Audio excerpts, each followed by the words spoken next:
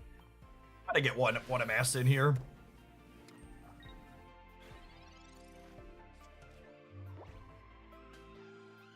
We do Valentine's Day. My wife and I are both working extra today and tomorrow, so we can go out of town for a few days next week. We're taking the kids up to an indoor water park. Sunday to Wednesday.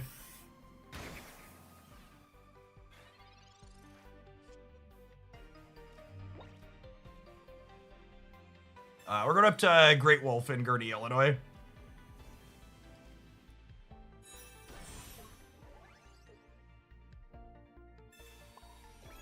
Not quite the Dells, but same like general area.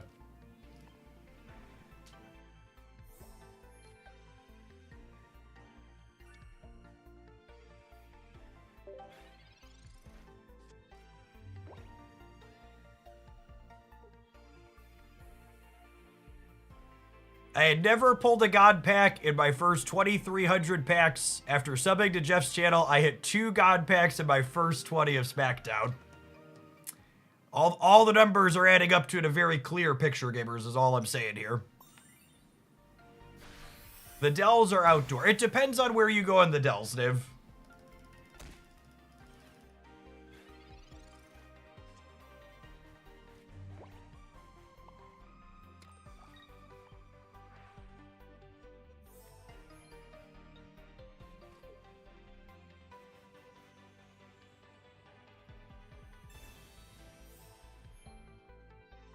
Oh, you know what? I think I'm supposed to Sabrina the Eevee because Leafeon actually kills us through hard coat here.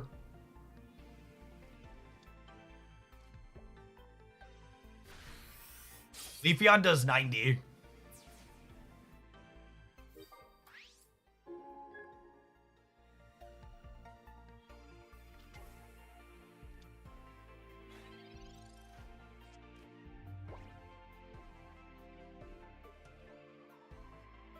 Shout out to Sabrina.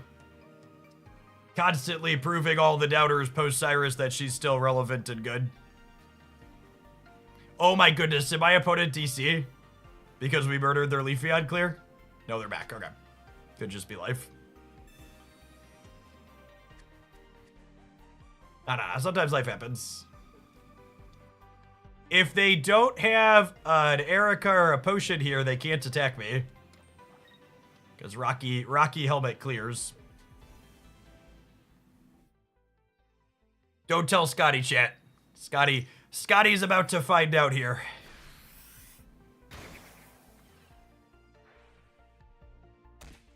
Shout out to all the bits of our deck coming together, huh? The Shaymin saving us at 10, and then the Rocky Helmet letting us get the clean here. Scotty was unaware.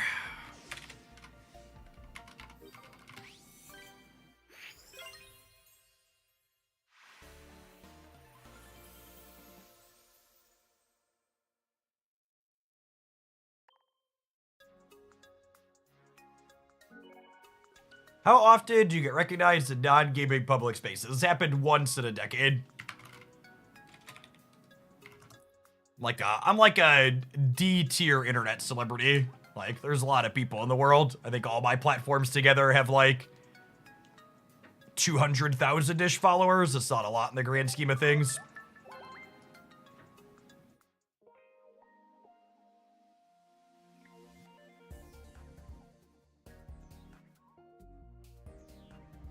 Well, now I'm flying to Illinois to go to Great Wolf to make it twice. LOL.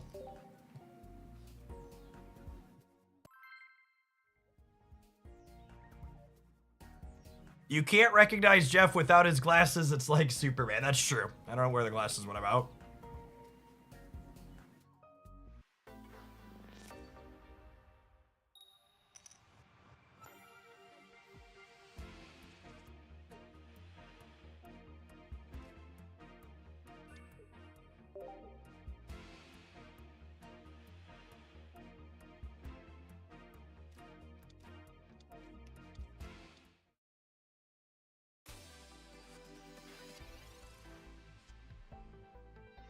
Okay, we have a hat for Skarmory. We'll see if they have a hat for Manaphy to keep it alive, huh?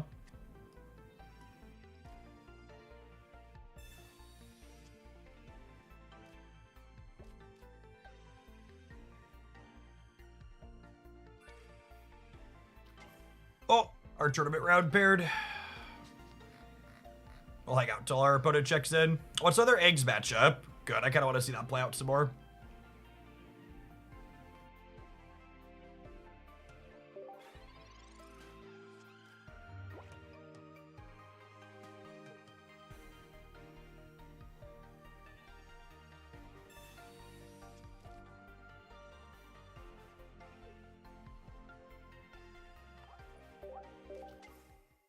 Apologies, opponent. Tournament match calls.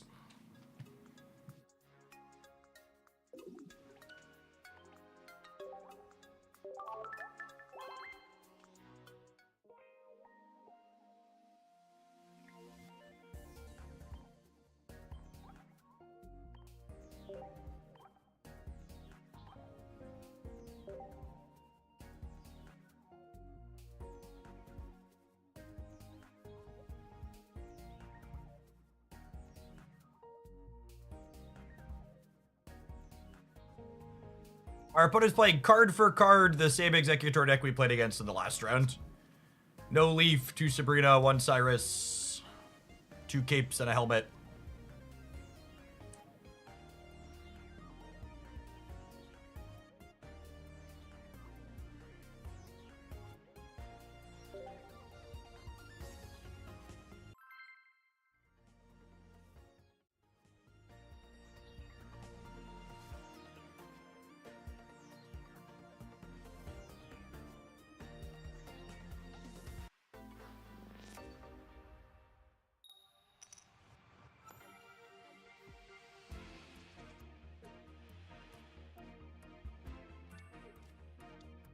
Leading on Azelf is definitely not the droid we're looking for.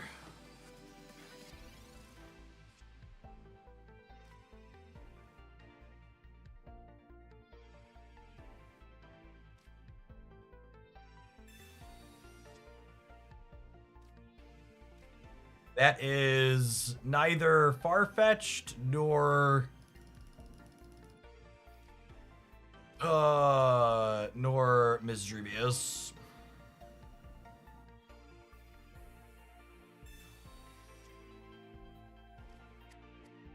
Okay.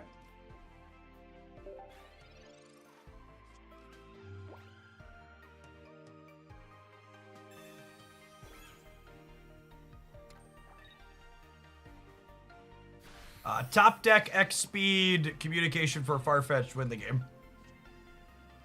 Rats.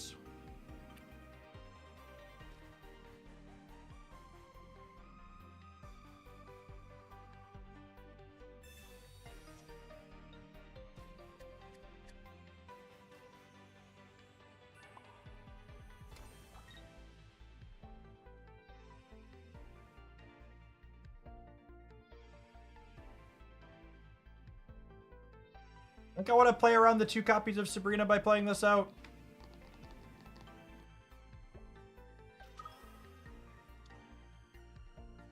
I could be right to just play second Mischievous out too, though.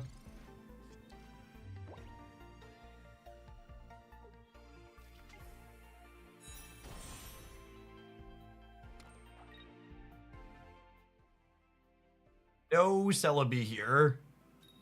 Is good for us.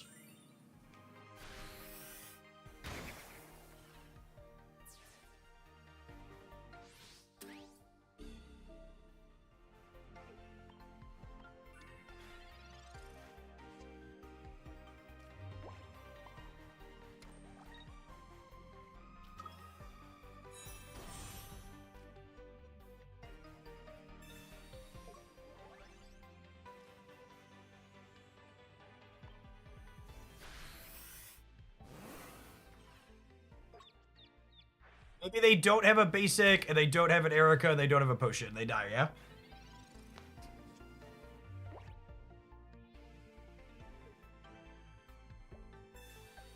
Rats.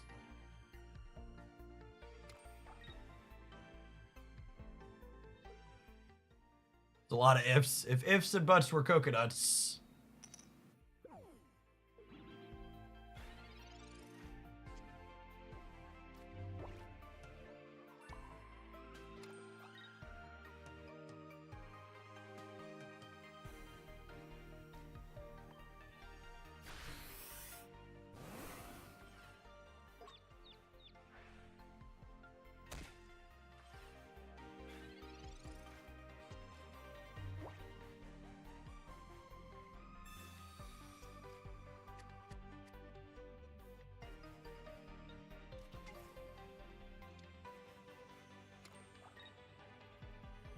Do they have another Erica, or is this Exeggutor dead? They need Erica or double potion to beat the Geo.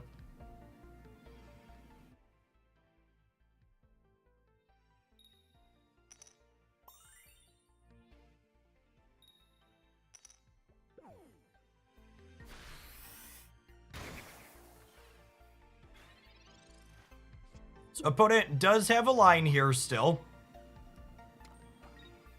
They could have their one of Cyrus, and they could hit 2 heads on Celebi.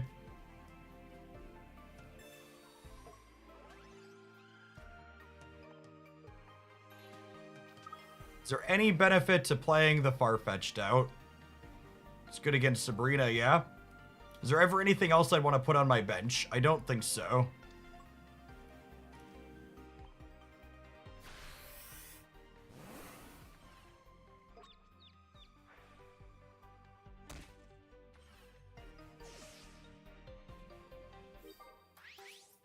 Only other Pokemon is Azulf with both by Mismagius spoken form.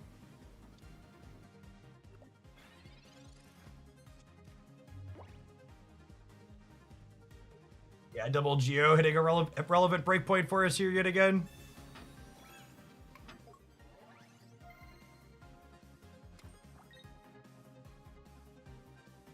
So what? They need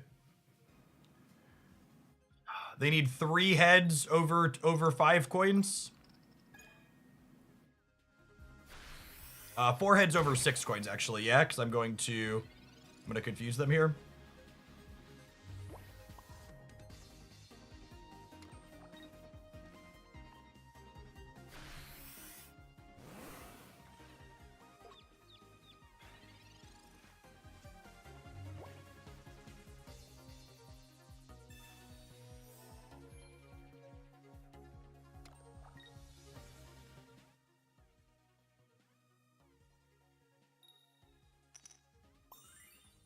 Great.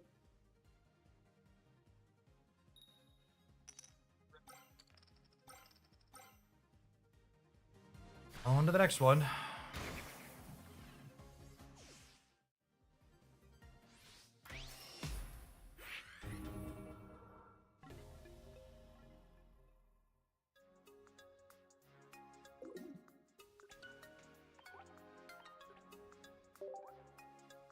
Three heads and 4, and they got it.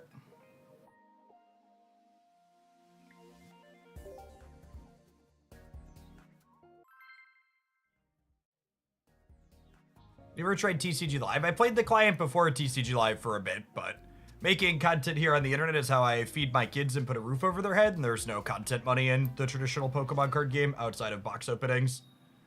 I don't enjoy box openings. I like the strategy gameplay.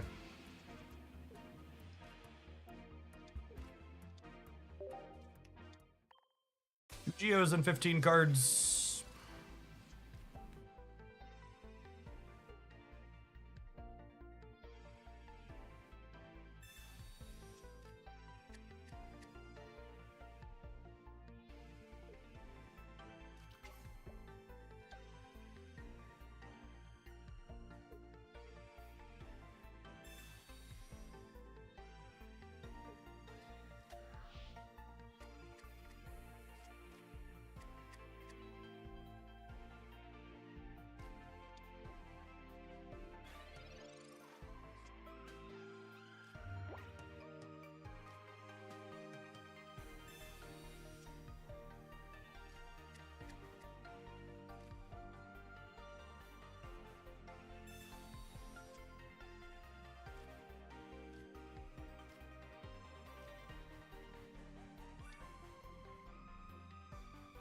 I think with the Giovanni draw, I put this energy here because if they don't have their evolution next turn, I can go fishing. I can kill it with the Geo anyways. If they do have the evolution and clear this, then I'm set up to Mismagius. I think I also want to play Azelf here to play around to Sabrina. We still have the Mew to pitch with communication.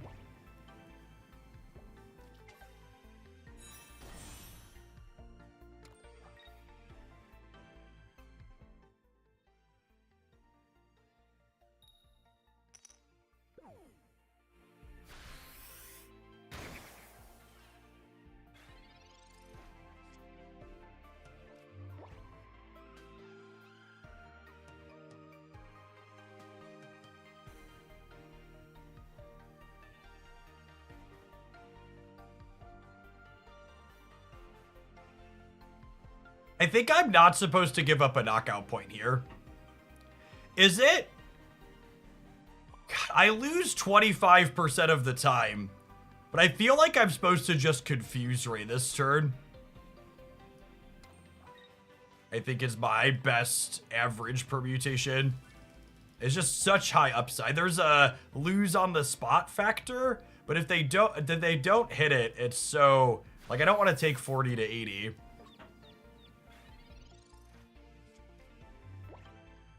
This is one of those, I think it's a correct play regardless of the outcome. However, there's obviously an outcome here that's exceptionally bad for us, yes. Giving up a knockout point means that I lose when they clear my Mismagius. Rewarded for making what I think is the statistically correct play. And that's one of those spots where even if it bricks us, like, it's still correct to do what we did. I'm not filling this last bench slot just yet because I might want it to be another Mismagius if possible.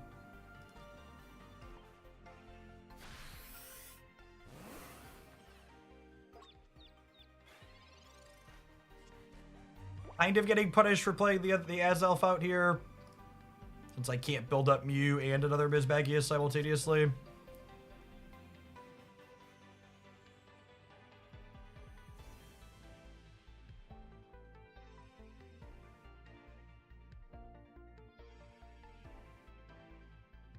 Yeah, it's like shoving with aces. You're not guaranteed to win, but it's still correct, yeah.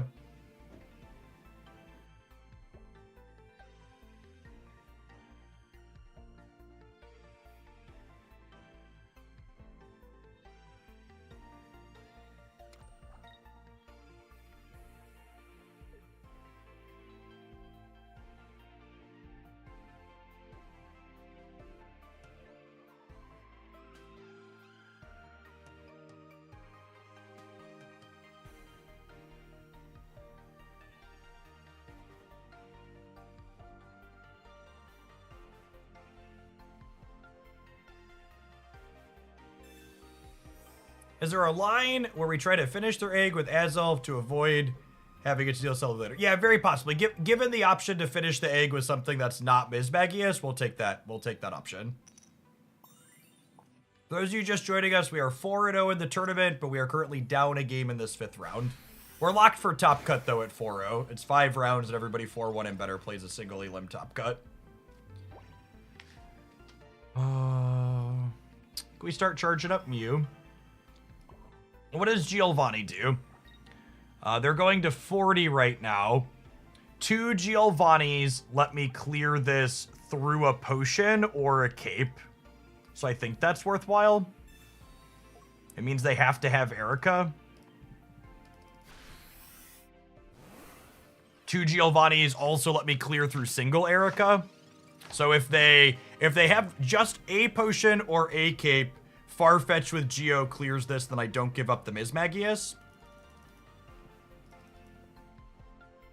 And if they have Erica, I have to stay in and clear with the Geo, which is unfortunate, but not the end of the world.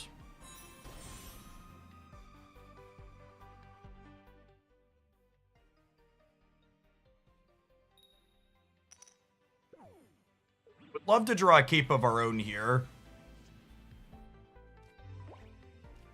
Cape of our own would let Mismagius go to 120, which means their Cyrus is a lot less likely to kill it.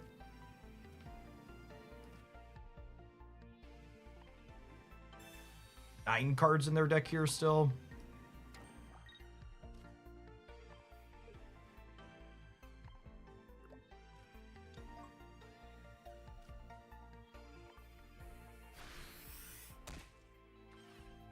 So the sequence here is they kill this, Mismagius confuses this, Mew finishes.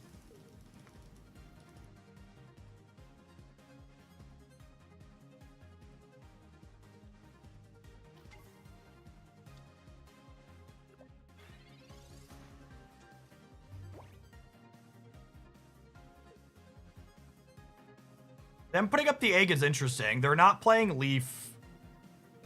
They're not playing Leaf or what's it called here. So if they want this egg to not go down, they have to put 3 energies on it.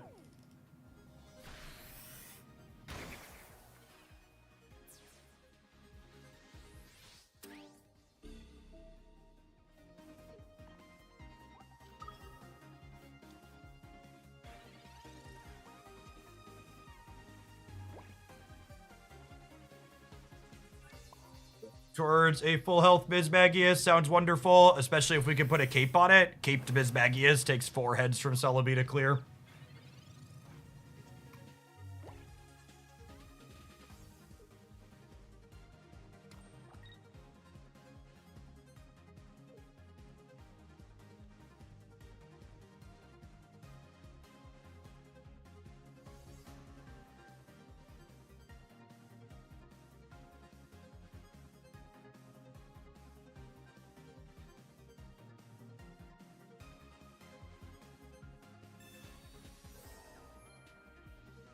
The potion here is strange. I'm never killing the egg this next turn.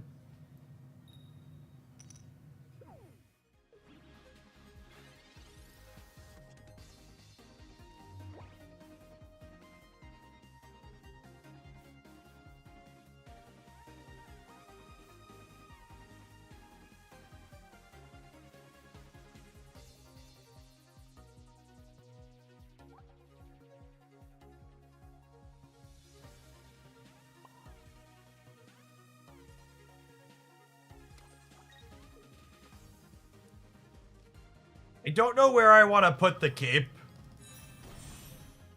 I think it's right to put the cape on this one.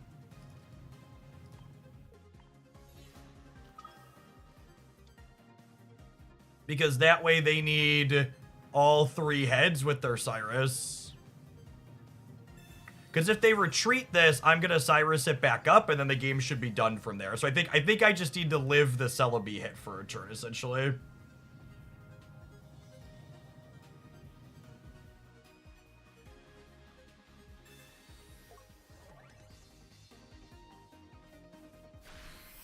This Geo actually doesn't do anything, right? Because they're through both their potions. This Geo's only helpful if they potion plus cape, and they're already used both potions.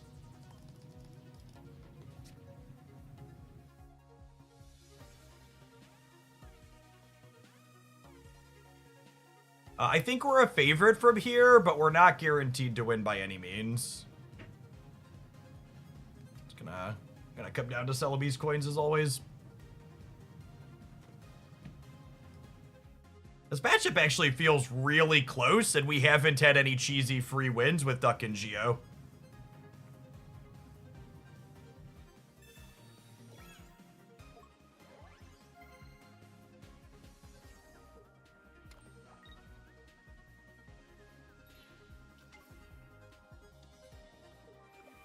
And now, if they don't... Oh, now they're just dead. They don't have Erica. They're not playing around Cyrus. They need 3. Sorry, they're not just dead. If they don't hit 3 heads here, they're dead. And, like, they actually know I'm guaranteed to have Cyrus here because I'm playing 2 Cyrus, and there's only going to be 1 card in my deck when I draw for the turn. So they know they're dead if they don't hit the coins here.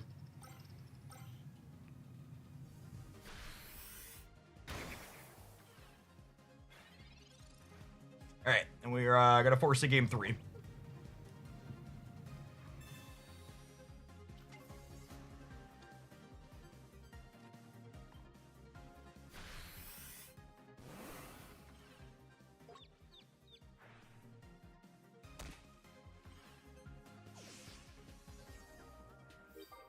Is this deck good or you're just liking it? It's probably bad.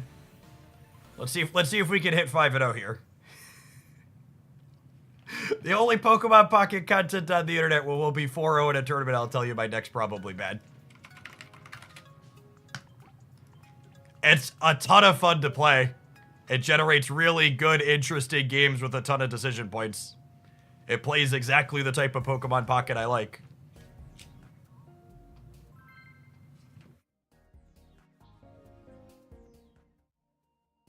I don't know if it's good, but it's certainly great. Applies. Yeah, for sure.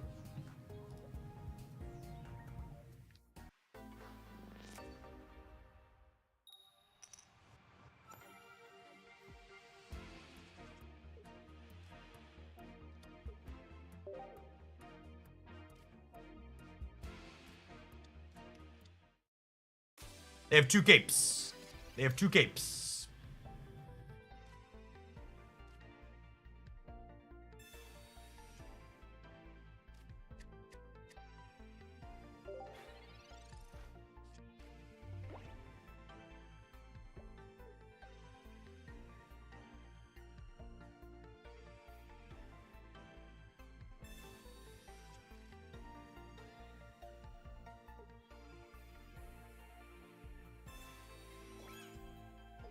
So frustrating.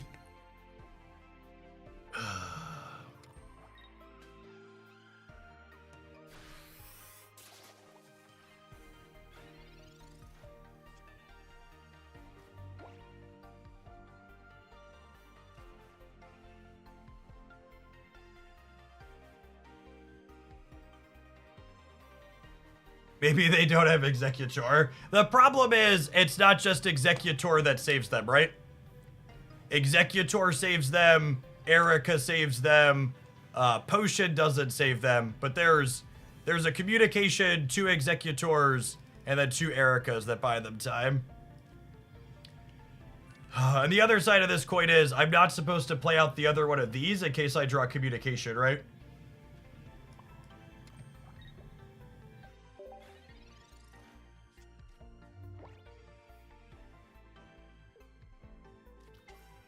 I think everybody attacking there is losing the game every time. It sucks that I couldn't afford to play around Sabrina, which they have 2 of. No cape for the duck. If they're killing the duck, that's really good for me. It means they're not Sabrinaing me.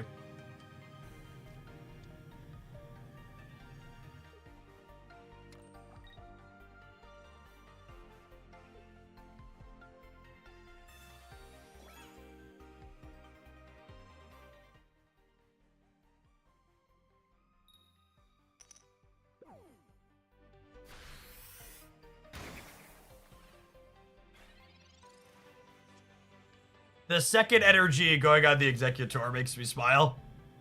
They know they need to be able to pivot.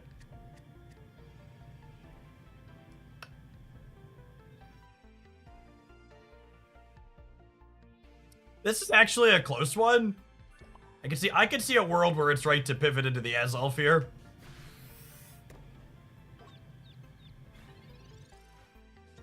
We'll see if they evolve the bench or not. You know, I'm supposed to play the Azelf out here, actually, so if they kill this, I can just move it forward.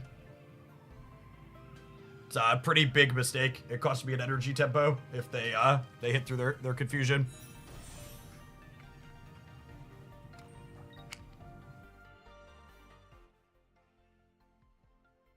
They had the other Exeggutor, so it probably doesn't matter.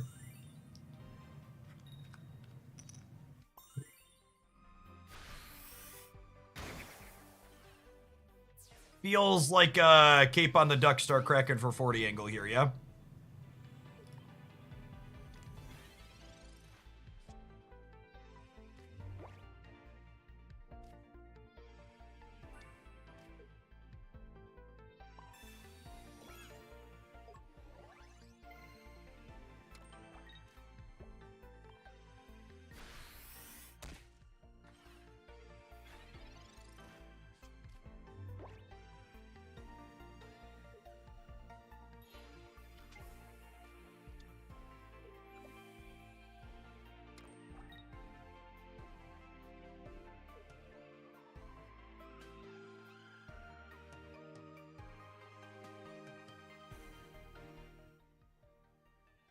Every coin is a clinch. Okay. Confusion only ends when you retreat. That's why all those silly people who are like, confusion is just worse sleep and worse paralysis, are some of the silliest people you'll meet playing Pokemon Pocket.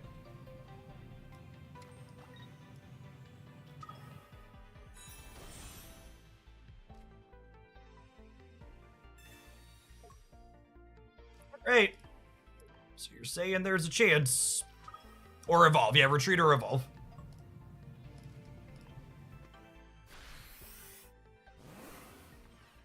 Loomberry. Loomberry is not a real answer. Evolve is a real answer.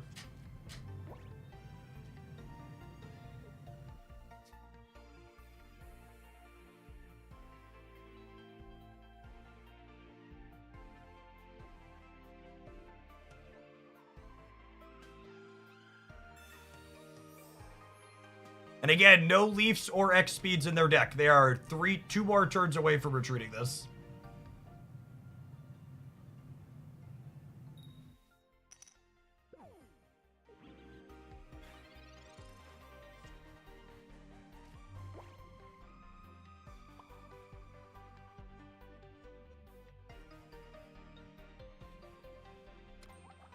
I don't think I'm supposed to play around double potion here. Playing Geo this turn plays around double potion. Maybe I'm supposed to. I guess I only have to use one, right? I guess the upside to Geoing here is if they don't heal at all, I can pivot to the duck and the duck clears, and then they don't get a hit on the Mismagius. Yeah, so this Geo's right, because it lets Mismagius Geo beat double potion, and it lets duck get the clear next turn.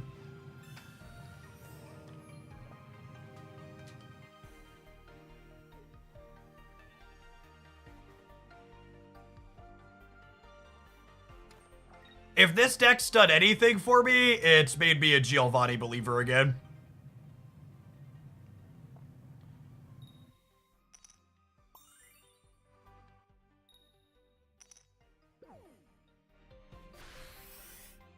You have a video about this deck. I posted a deck that was very, very similar to this, like, the day the expansion dropped. It was one of our very first decks. I wanted to iterate and tune it in the current metagame.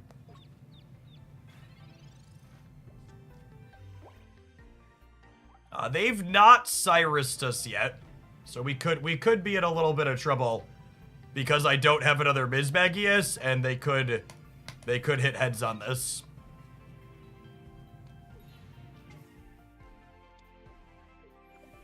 Our line from here starts with the tails on this Exeggutor, I think.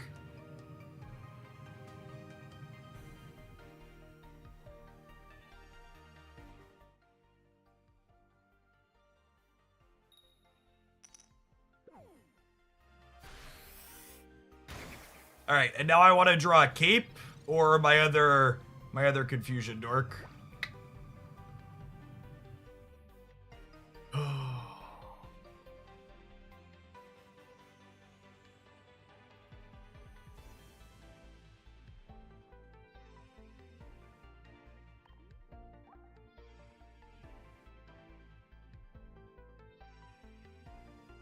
They have heals left. Yeah, they have 2 potions in their deck.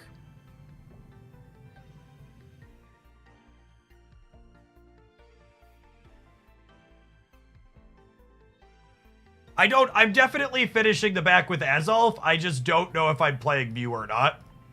I think the answer is no, because I think I want the... Oh, my other Mischievous is dead. Oh, I forgot about that.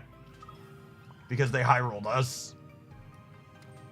Okay, yeah, we're doing this, and then we're hoping to draw a cape next turn, I think is the plan. Shoot, I forgot the other one was cooked.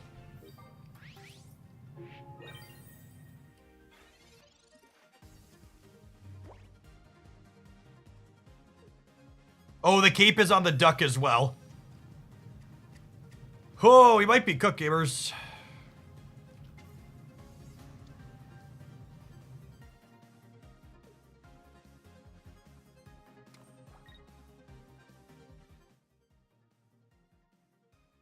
Yeah, I think I'm gonna have to win a confusion flip is what it's gonna come down to. Might as well be this turn.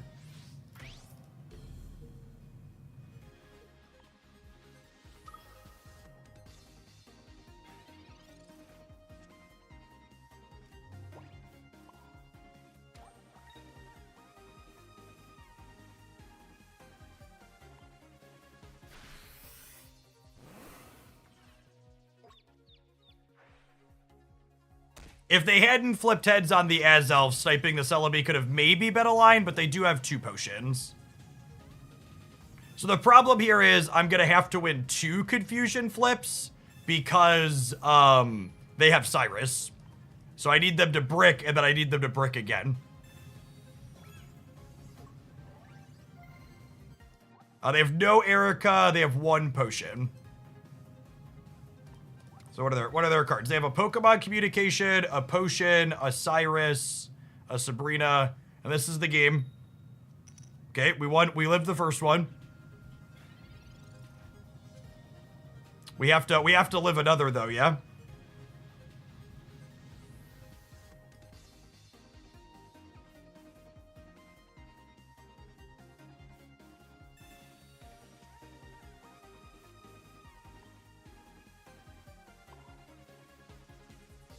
We're definitely retreating to Mew.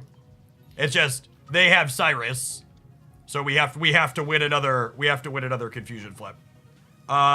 They also have another Sabrina, which means I'm gonna play out Farfetch so Sabrina doesn't force it.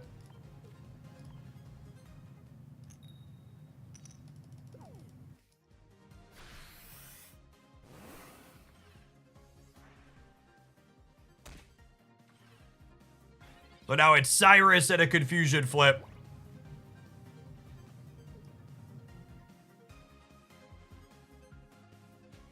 They're guaranteed to have Cyrus. They have Potion, Cyrus, Sabrina, Communication. Are there 4 cards here?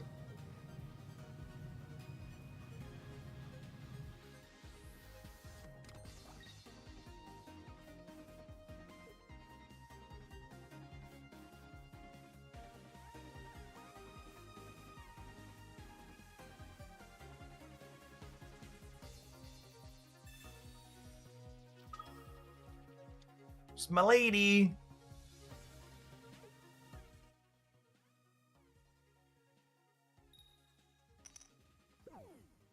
All right, and now we get a coin flip to win the game, yeah?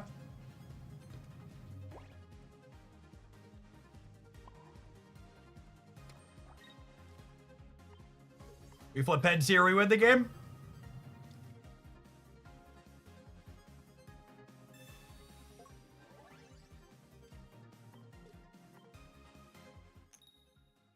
Oh, the tension, it's so palpable. All right, so now they win the game with double heads on Celebi. So now they go energy, retreat. Oh no, they Sabrina the Duck. Sabrina the Duck means they need 1 heads. Oh, they messed up. They messed up, chat. They missed the line. They forgot they have 2 points. Okay, so now they need 2 heads. They messed it up. They could still win here, but they need 2 instead of 1. Justice! Justice! We'd have lost. We'd have lost if they saw the line. Come here, bud. Back to the front of the class, please.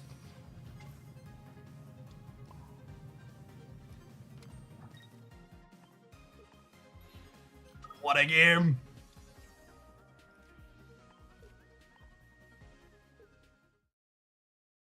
Insanity.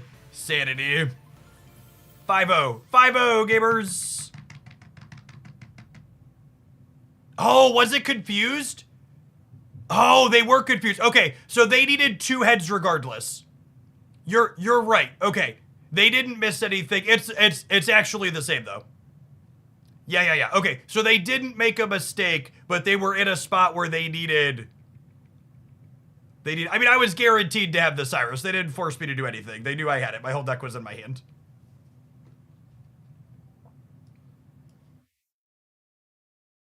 All right, I'm gonna run an ad break and run to the bathroom. Thanks for hanging out. Don't go anywhere. Top Cut's gonna start here in a second. We're 5-0. Can you win a tournament? No, we're guaranteed to lose the next round. First round of Top Cut, guaranteed to die. Just so we're clear. Set expectations to low, chat. Okay, I don't win tournaments. You're right. I gotta buy! We won! Exceeded expectations! Crushed it! Alright, go to the bathroom. Go to the bathroom.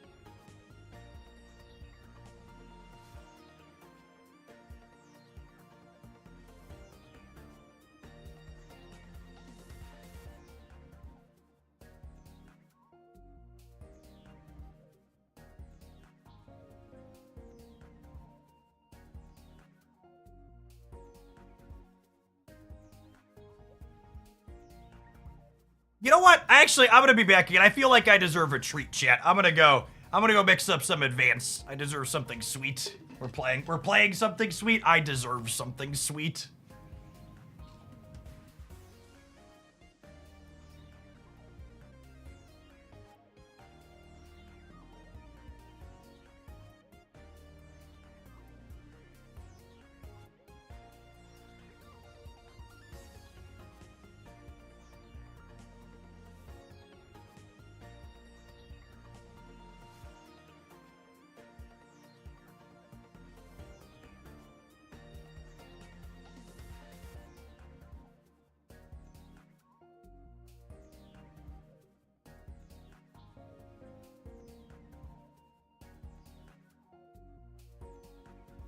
It's got some new flavors in, too.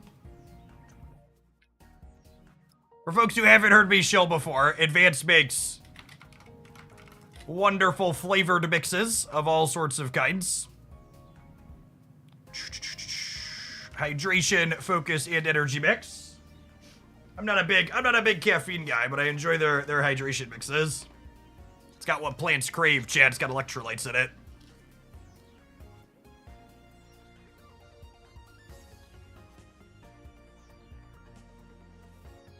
Take a look at the way this tournament is structured. I actually really like the way this tournament is structured. It's structured very similar to how the Hooglandia Spraggles tournament was run on a smaller scale. So there's no tiebreakers for Top Cut in this. Let's look at the standings here and we can talk about why I gotta buy. So everyone who's 4-1 or 5-0 makes the Top Cut. And then buys happen for players in the Top Cut from the top down, which I like. It basically means if you're completely undefeated, you get an extra bonus in the single elimination rounds. So, bracket here. There's what, 5 buys? 1, 2, 3, 4, 5. So the only tiebreakers that mattered here is that the first 3 4-1s with better tiebreakers, they got to buy in top 8 or top 16. This is basically the structure we use for the Hooglandia tournament on a smaller scale. We did the same thing but with 6-1 because our event had 1,000 people in it instead of 70 or whatever this is.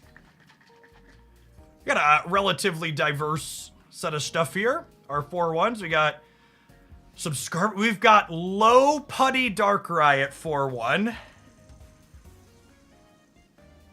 Darkrai, Drudagon, low putty. What are we cooking here? That's interesting.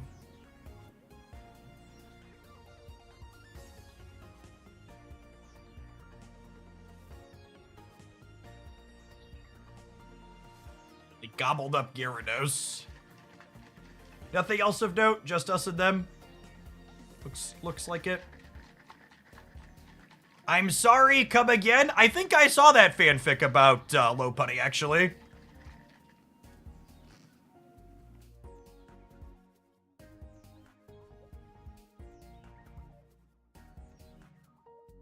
Oh no. Oh no. Okay, so gamers are playing. We'll keep an eye on the dashboard and we'll play a match with the Melmetal deck in between. The top 16 matches are untimed, so hopefully people will be quick, but we could be a minute.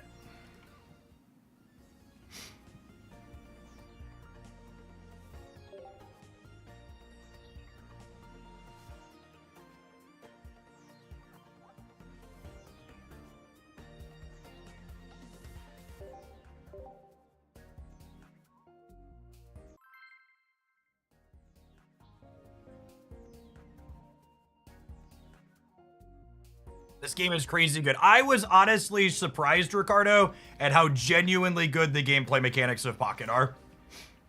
Was not expecting it, but pleasantly surprised that they're there. As someone who's a long-time card game enjoyer, Pocket's been a huge breath of fresh air.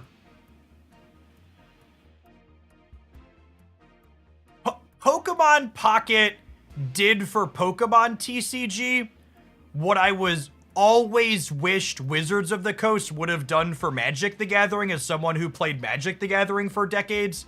Is it's awesome for them just be like, what if we reset all the power creep and redesigned the game for the modern game design era? And that's what Pocket is.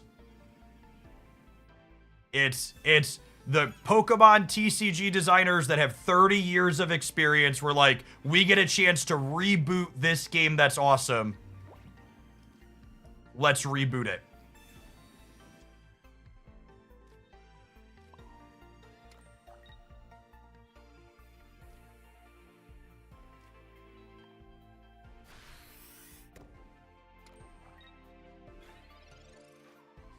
And I know there's a lot of new people here in the Pocket era. For people that aren't familiar with me, I've been streaming on Twitch for almost 13 years. I've been fortunate enough to call it my full-time job for over 7 years now. I hit full-time content making status while making Magic the Gathering online content forever ago. And then I made Magic Arena content when Magic Arena launched in 2018. And then I focus on Magic Arena while also playing some Runeterra, Mythgard, and other things for a little while after that as well. And then Marvel Snap launched at the end of 22. And I did that for a couple of years, and now Pocket's here, and I'm kind of loving it. This is Hex TCG Erasure. It is, isn't it?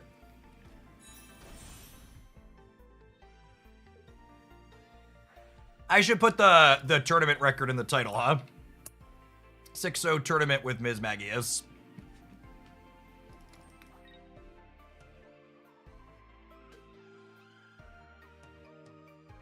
Are we dead? I think we're dead, gamers, yeah?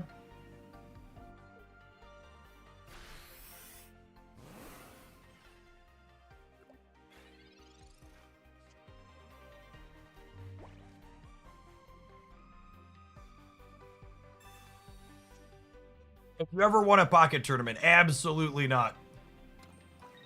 Not remotely lucky enough for that. We are the most dead anyone has ever been. Yep, that's probably true. Maybe they won't have a way to heal, and then Skarmory with a hat will win us the game. I believe Skarmory hat's gonna do it, gamers. Sabrina's really bad here. Even if I kill the Gardevoir, the Mewtwo still gets to side drive next turn. And by taking this hit, Chad, I get to kill the Mewtwo with Skarmory to maybe have a chance to win. I forgot to Shaymin. I'm dead to side drive either way, so Shaymining doesn't matter. Are there any good decks with Gengar EX? There are not any good decks with Gengar EX. There are, however, some less bad decks with Gengar EX, if that makes sense.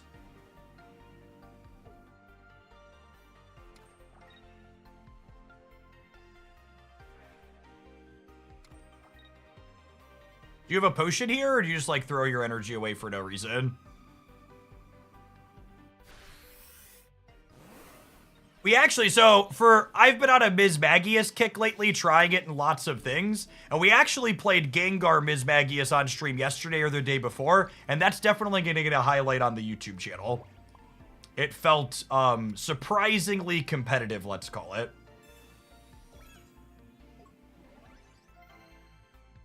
Yeah, them not putting their energy over here is a mistake for sure.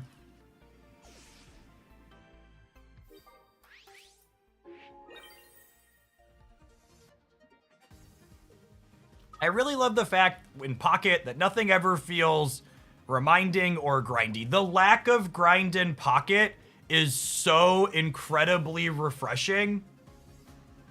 It's so great to have a game that just lets me play it for fun when I want to and doesn't expect me to do a bunch of chores.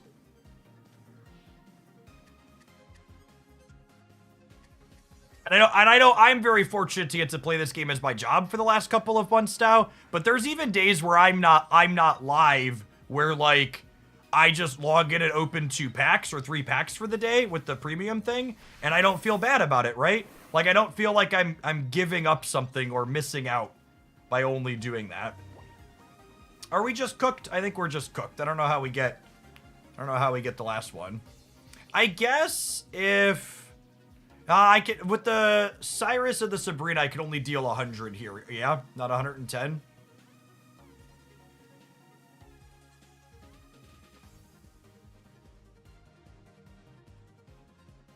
Sabrina, then Cyrus doesn't get us there, I don't think. We can play it out, but I think we're checkmated. They need 2 to retreat. So again, gamers, I'm not calculating how do I not lose. I'm calculating how do I win. So the question isn't, can I live longer by playing Cyrus and Sabrina? We live longer by playing Cyrus and Sabrina. But I don't build... No, I only have 1 of each. Sorry, yeah, that's the other relevant piece of information. If I had a 3rd or a 2nd Cyrus to draw to, we could fish this up 3 times and maybe have a shot. But because I don't have a 3rd, it's so hard to fit 2 and 1 in these decks.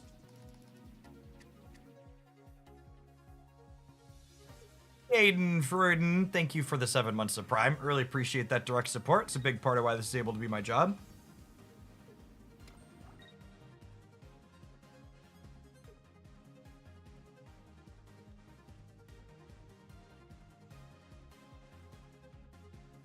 The closest thing Pocket has to chores is remembering to check your Wonder Picks for 2 stars. Real. You'll feel that.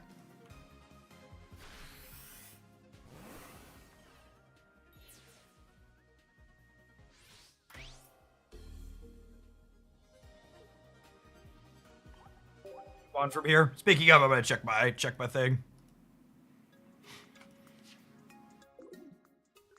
For many gamers, living long enough to take more game actions and then die is better than just dying. No.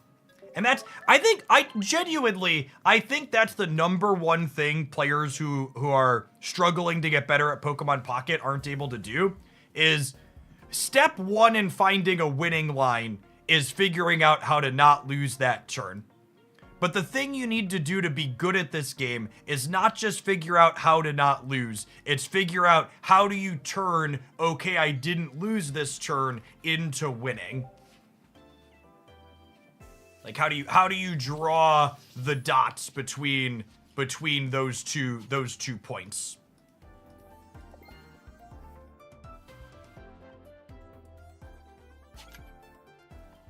Pokemon Pocket's a game where not only is a lot of the information that you're playing around face up on the board guaranteed, but you can usually, even in closed deck list settings, predict the output range of your opponent. You can know, okay, this deck often plays Sabrina, or this deck often plays Cyrus. Can I play around those cards? Do I have to hope they don't have it here? That type of thing.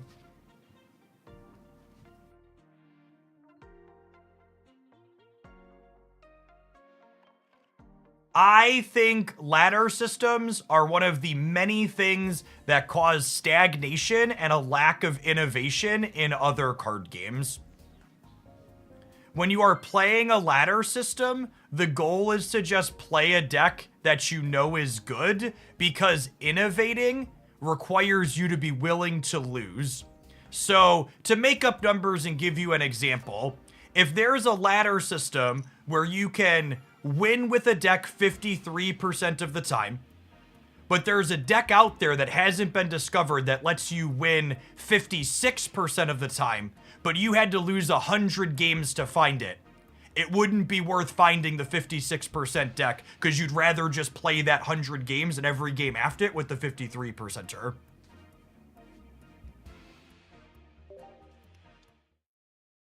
And then the other side of that too is, even if you took the time to innovate to find that better deck, once you play a couple of games with it, you don't even get to reap the rewards. You'll play a dozen or a couple dozen games, and then your deck list is out there, and other people are just gonna play it against you. So, with a tournament setting, you get to like actually spike and win your tournament or have a deep run with it, right? Before other people get to see it.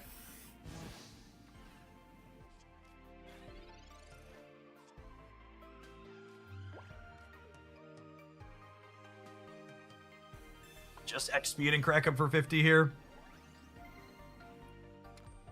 He to be able to trademark deck, something like that.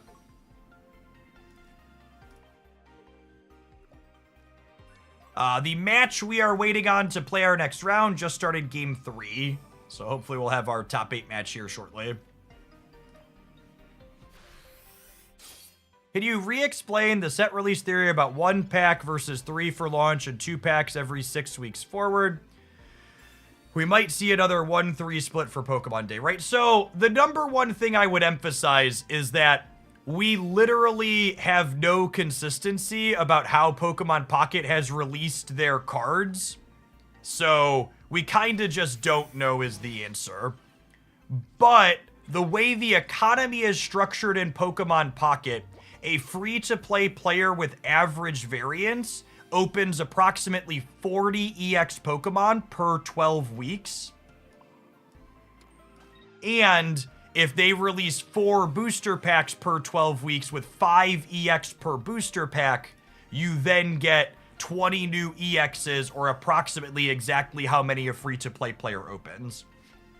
So I would expect, I don't know if we're going to see 3 and 1 or 2 and 2, but my expectation is they're going to release 4 total booster packs per 12-week cycle in some combination. And obviously that could be wrong. That's just speculation based on how the numbers line up, and we don't really have any pattern yet. But looking at the economy structurally, I wouldn't be surprised if that's the case.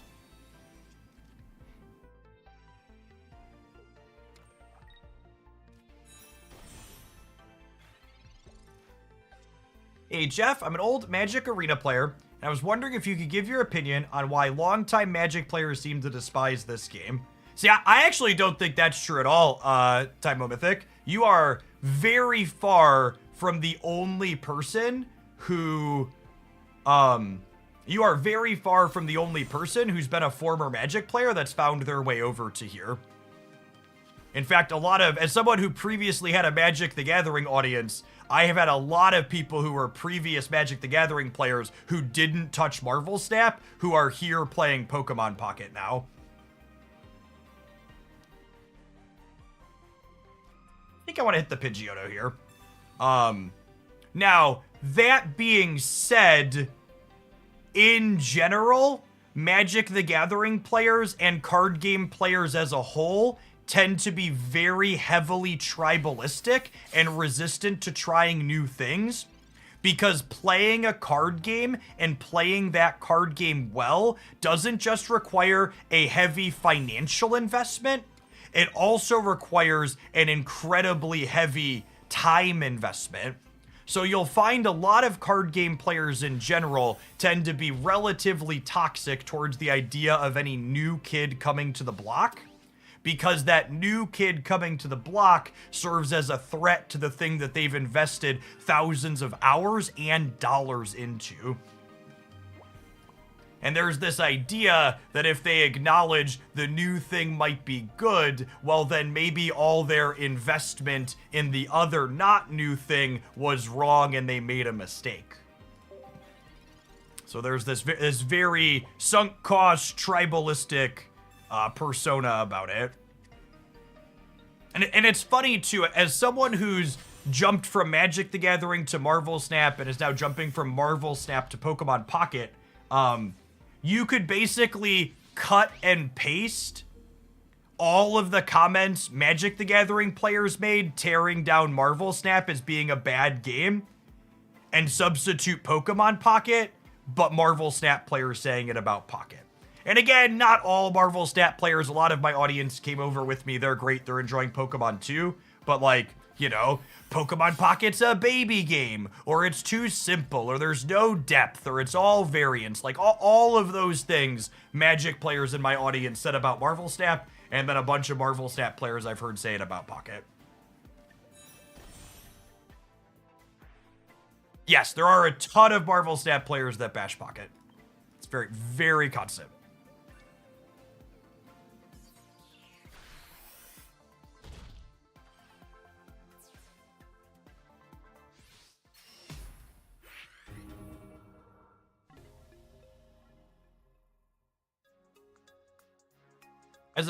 The only other card games I played as Pocket, are there any other you'd recommend for a newbie? I mean, if you enjoy the Pokemon IP, Pokemon TCG Live is relatively free to play friendly, I'm told. Trying the grander scale Pokemon, some of your experience will translate and some of it won't.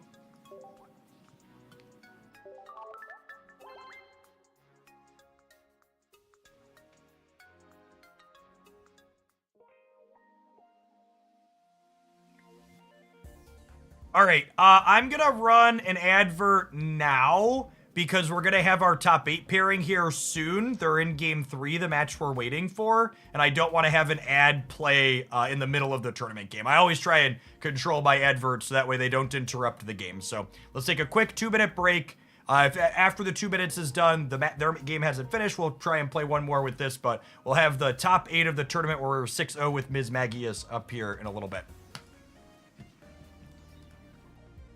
You're enjoying the off-meta tournament gameplay almost daily on the YouTube side. Don't forget to tap that like button.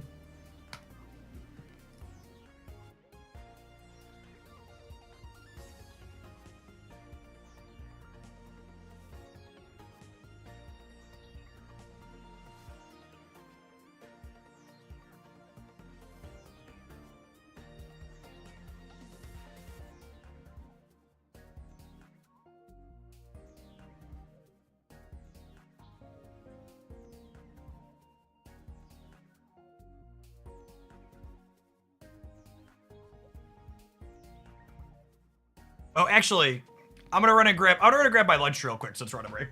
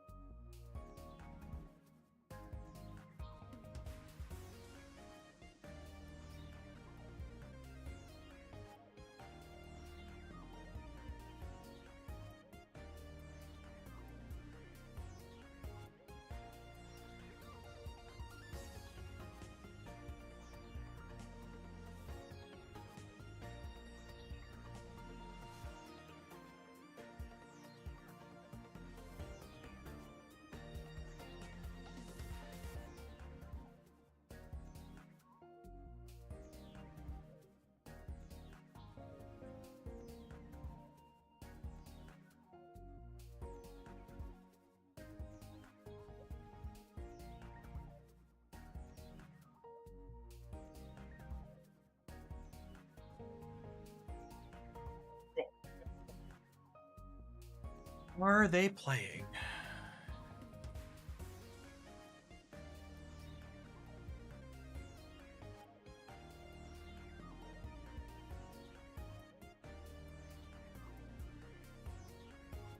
Playing against Skarmory Magnezone.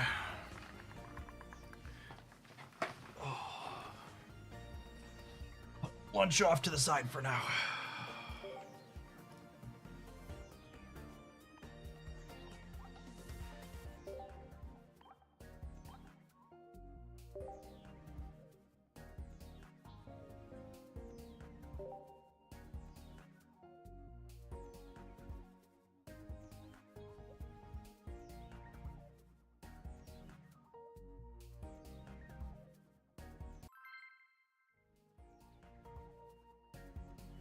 I have not played any Yu-Gi-Oh! No. Alright. Behave or the mods will bonk you. I'm going to focus up. Hopefully not throw our top 8 match here against Skarmory Magnezone. We've not played this matchup yet. First energy advantage seems like it's probably a pretty big deal. I think we want to lead Duck in this matchup typically. Opponent has 2 Sabrina and notably no copies of Red Card or Mars. So we're going to hold our extras here so we don't get Tempo Sabrina.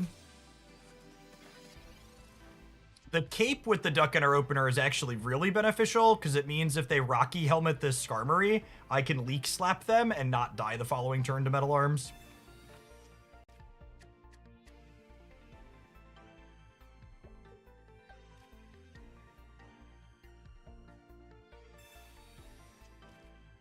Research and Pokeball, definitely one of their best possible starts. Let's see if they also have a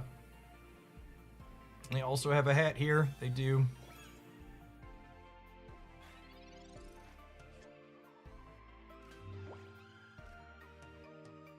Research is a great pull for us. Means we get to match their good start.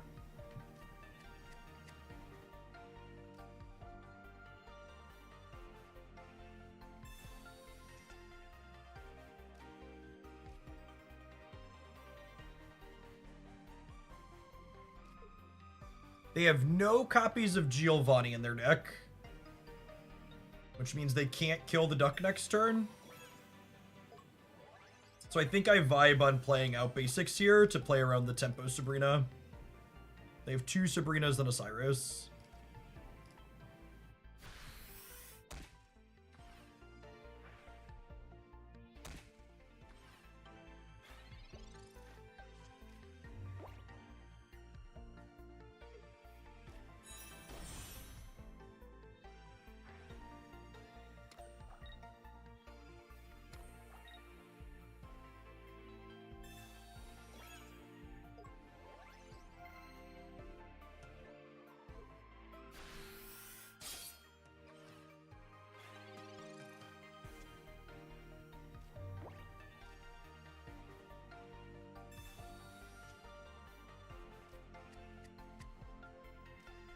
I think we play out a full bench here. And we're going to go ahead and put this energy here. I'm not evolving this turn, so I want to wait to play Pokemon Communication. Because if I draw any other copies of other Pokemon, it makes it more likely that this finds Mismagius. You generally speaking want to wait till the last possible minute to do this, so you can see the most cards out of your deck. I'm going to push the Azelf up to the active spot here.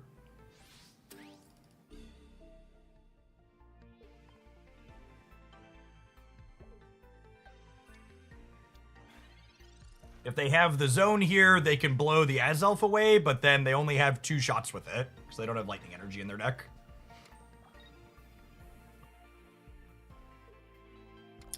Sabrina plus Cyrus could get us in trouble here, I suppose.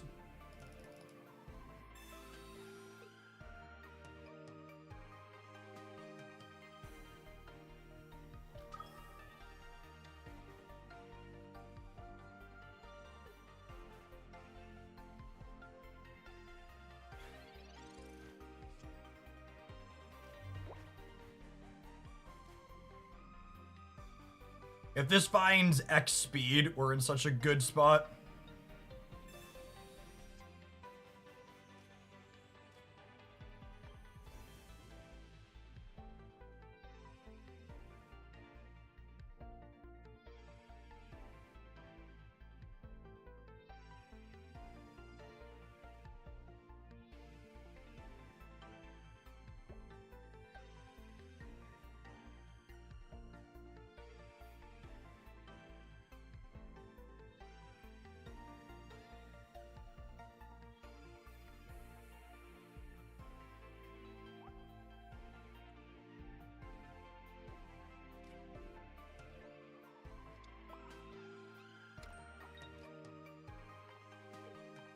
think it's this. It's close, though.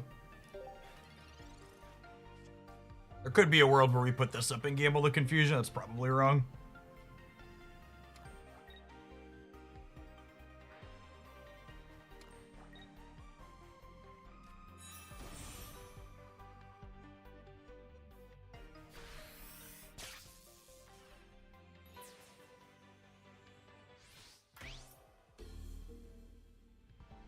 Second X Speed is a card I wish I had room for in this deck, but you just don't have slots.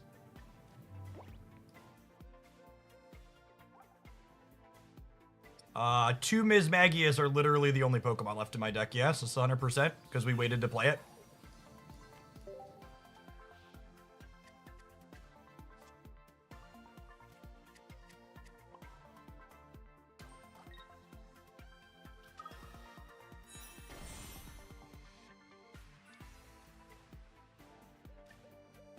They have no potions, meaning Double Giovanni cleans this out.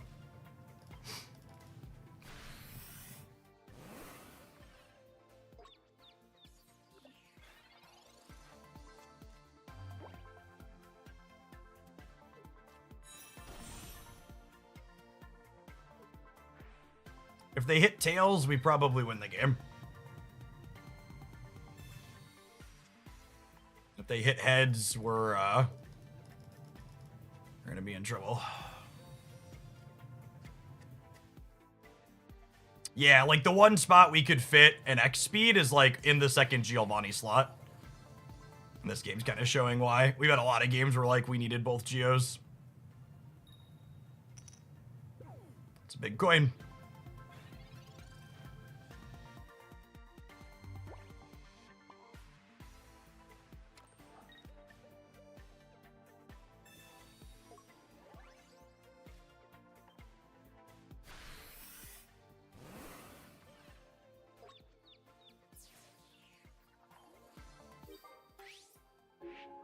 Now I don't have another Geo to clear the Skarmory.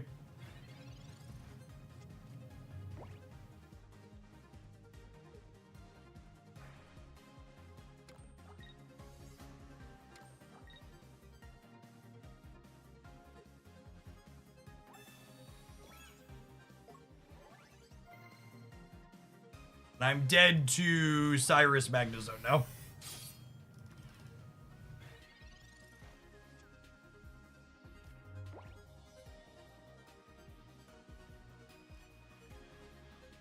Do not have any lines to play around Cyrus Magnezone.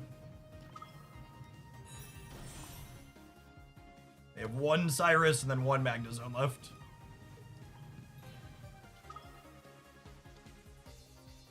Close game either way.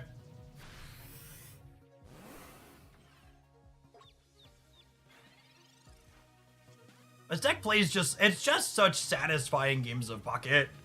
Where you feel like you have so much agency and there's so many little choices to make.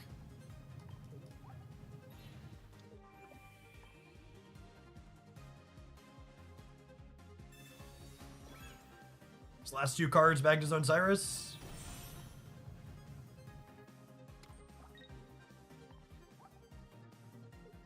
If they don't have it here, I have two Cyrus in 3 cards that win the game.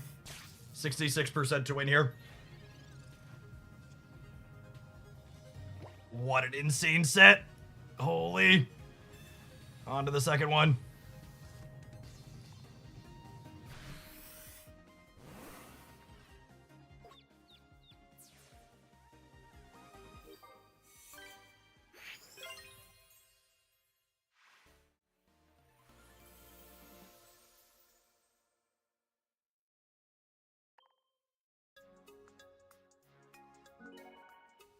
My coping, or is this deck not actually bet? What's my called shot?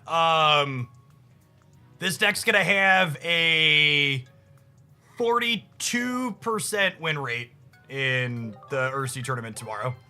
There's gonna be like a dozen Brave Souls that register it, and it's gonna be 40 to 45% range for sure if I ever saw one.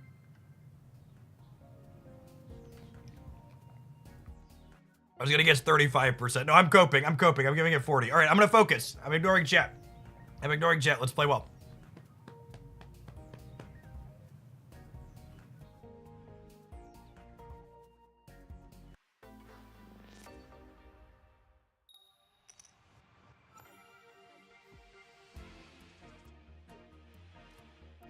This is not an ideal opener, but I've got double research and an X speed, and we have first energy advantage, so. They have Skarmory to start, which is ideal for them. So Heatran, Azelf, Cyrus is a interesting combination of cards. He's a tanky boy with a very big retreat cost.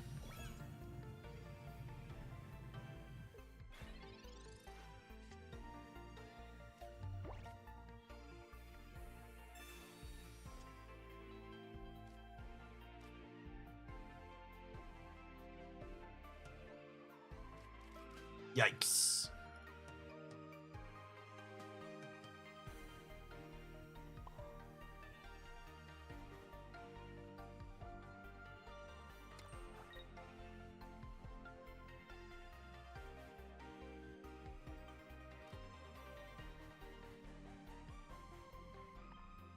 I think I want to mark 20 on here because they don't have Giovanni, so it takes 2 50s to clear me still anyways. And having 20 marked on here means Mismagius clears it without a Geo. I think it's wrong to communication my Mismagius away looking for a basic here. So we're going to decline doing that.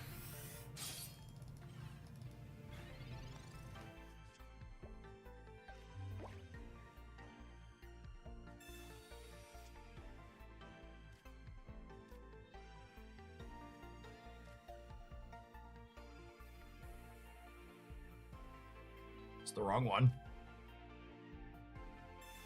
Azelf and Mismagius are both okay here.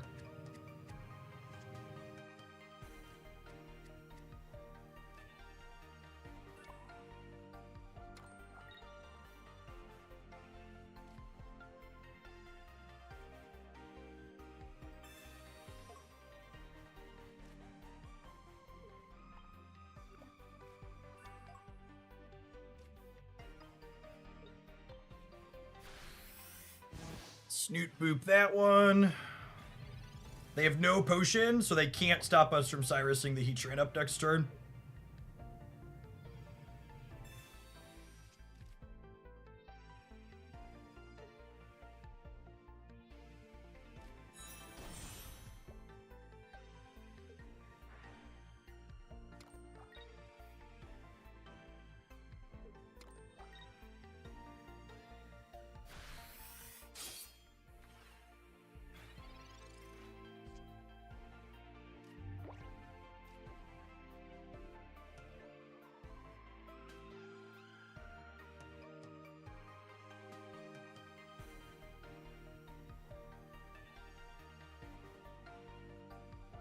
I'm definitely doing this.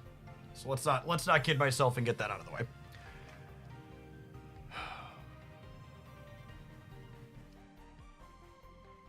And then I think it's this,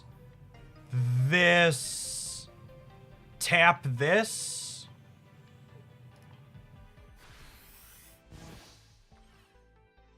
And then next turn, Mismagius plus Geo clears the Heatran.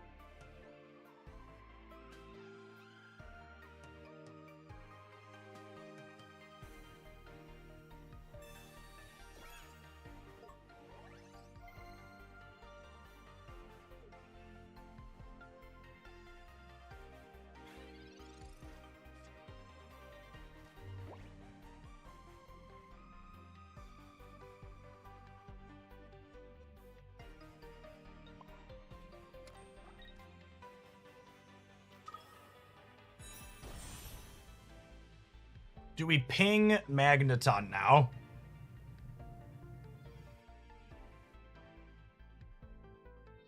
I don't think so. So the problem with giving up a knockout point here is that if I give up a knockout point, if I give up a knockout point, I lose to their Cyrus.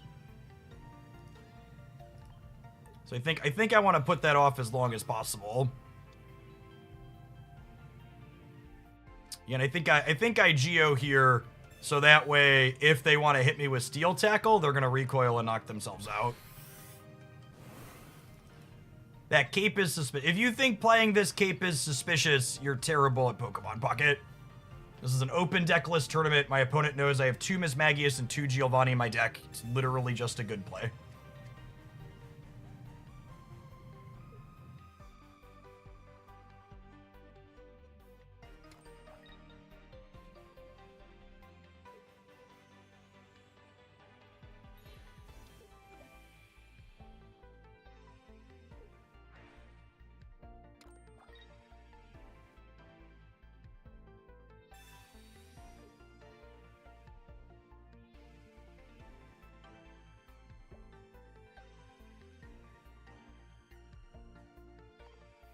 I feel like them not hitting Mismagius is good for me.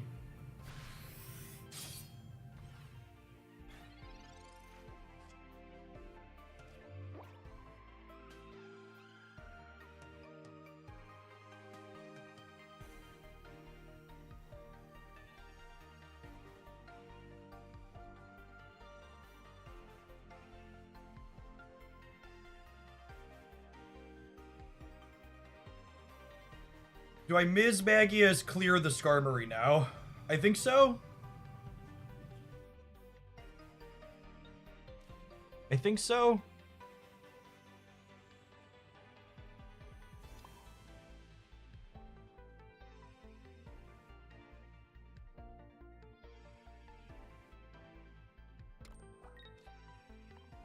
It's tricky where I put this energy here, too. But it has no copies of Giovanni, so my Mismagius going to 120 here does not need a cape. Magnezone. Magnezone is not clearing it.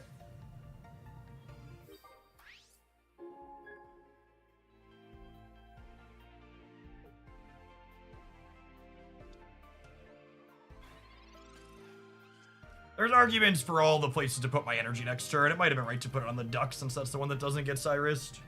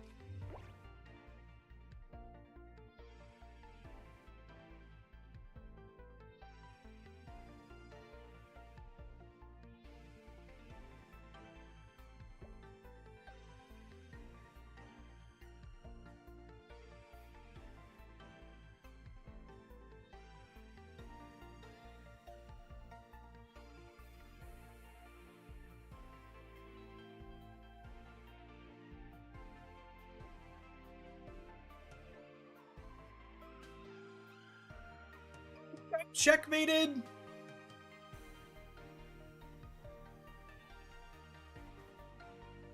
I think I'm checkmated without them making a mistake. They've played pretty well.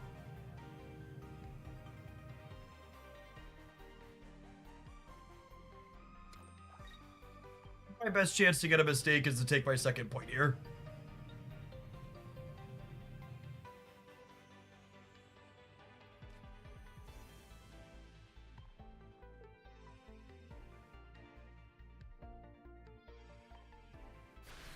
I don't know. I don't... If you're watching this and you want to type out a line I'm not going to read about right now, but I could think about later, that would be great.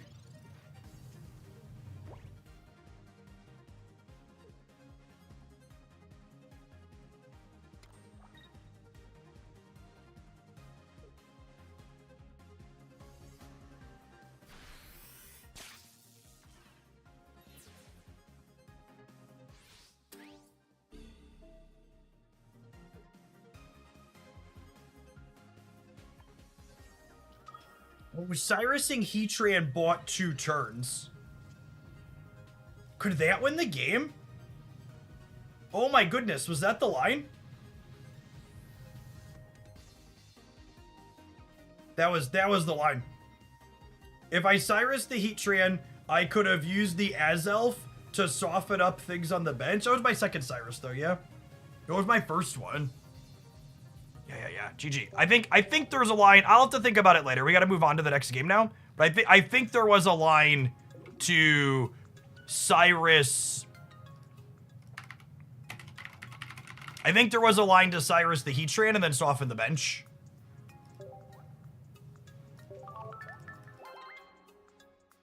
Because they would have had 2 turns stalled. And when they attach the second energy, I kill it with the Azelf, then they come up, and then I could top deck second Cyrus to clear the thing on the bench. Yeah, there's no Leaf and no XP. That was the line. I could have, that would have been my first Cyrus on that. I could have cleared the Magnemite with the Azelf. Yeah. Good catch. All right, things to think about for game 3.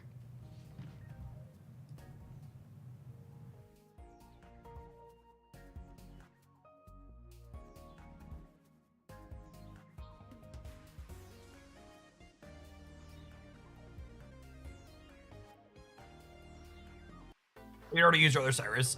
Maybe. I think there was still a line, though. It was definitely better than what I did. You all might be right, but I think I was still wrong.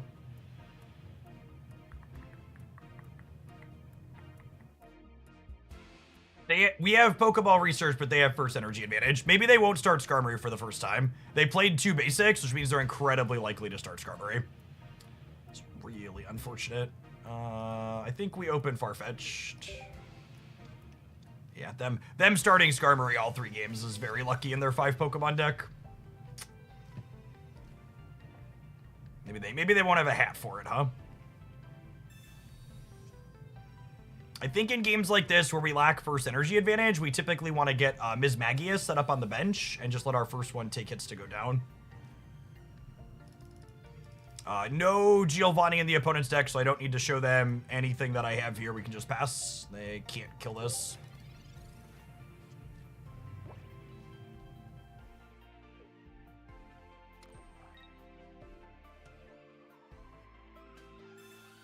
They not only have a hat, they have the best hat.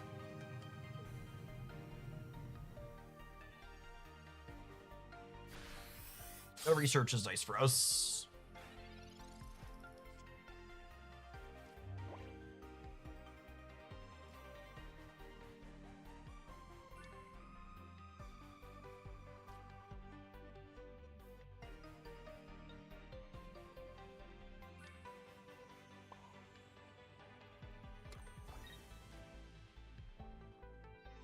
Is there any reason to play the Mew out? If they Sabrina me, I'm putting this up, yeah? So there's no reason to play this just yet?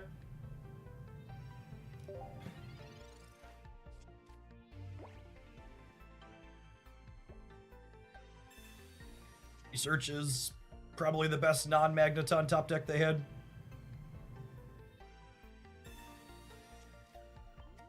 Can they brick their stage 1? We probably need them to miss a beat when they have the Skarmory start with first energy advantage. They have Magneton, it's gonna be tough sledding.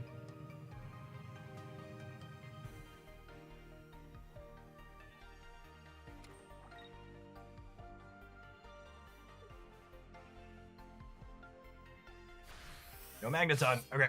Let's top deck Geo and then Communication into Mischievous. We'll be super far ahead. 1 in 5, and then like 1 in 2. Better than 1 in 2. We've drawn a lot of stuff. All right, we can find the Mismagius organically.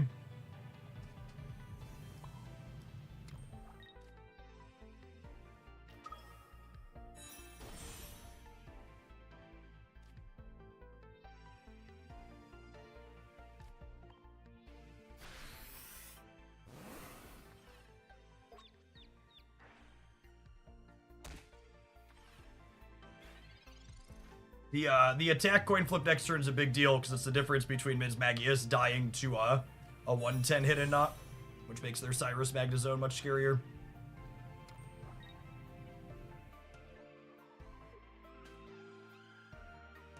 Definitely their best top deck there.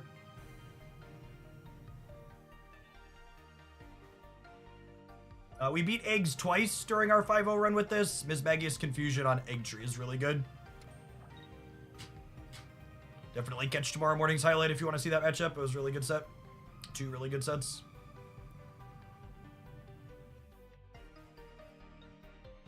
Which money does it cost to get all the cards from a set? It's between 70 and 90 USD to open almost all of the cards in a single booster pack.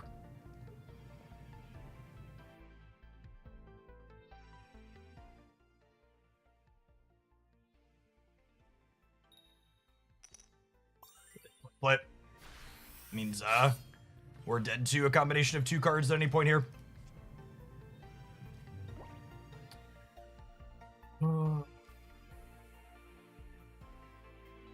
So we just have to play like they don't have the Cyrus. They could brick on the Magnezone for a turn. If they brick Magnezone for a turn, Azelf lets us pull this up and clean it out.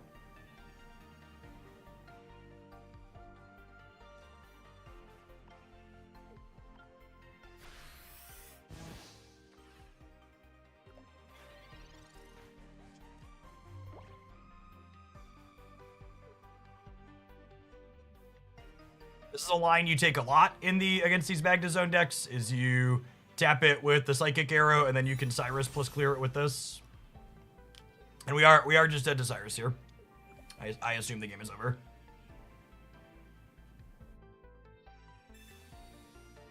Tough beat. Like I said, I don't win tournaments, chat. All of our good variants in there. So,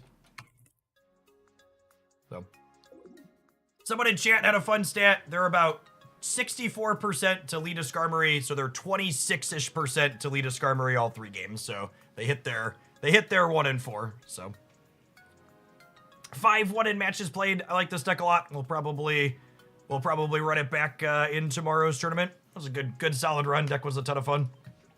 We beat what do we beat in the Swiss? We beat Darkrai Magnezone. We beat 2 Egg Celebi. We beat Charizard. And I forget what the other one was. I could look at my dashboard.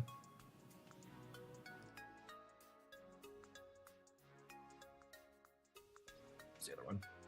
Oh, Skarmory Bastiodon. Good stuff.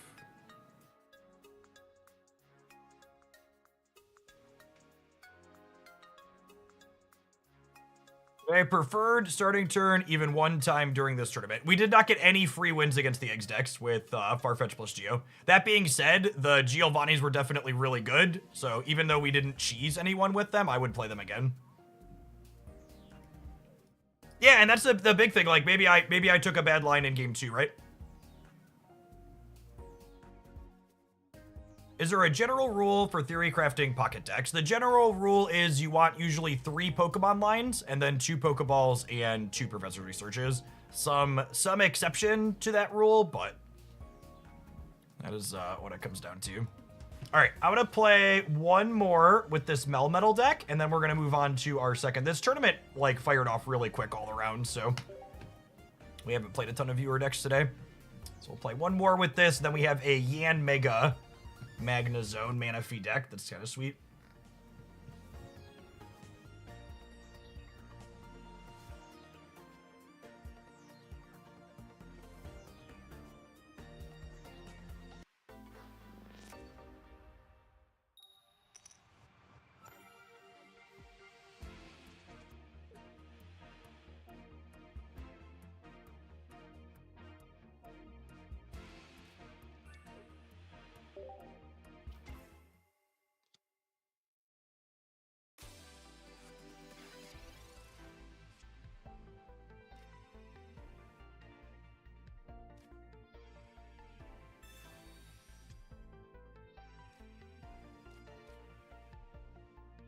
How's Melmetal doing? Pretty terrible.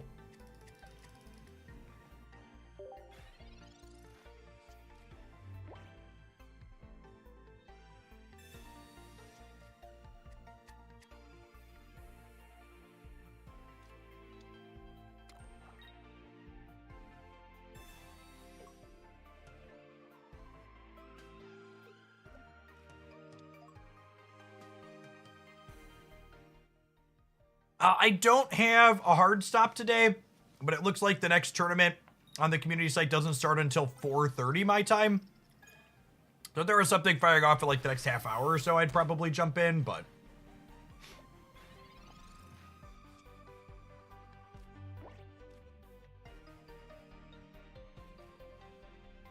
Let's try and tempo them to heckin' back here with this.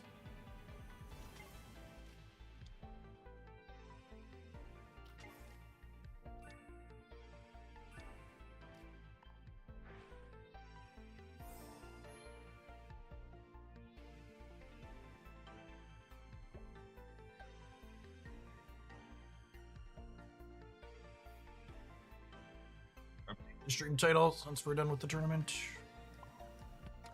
This and then this.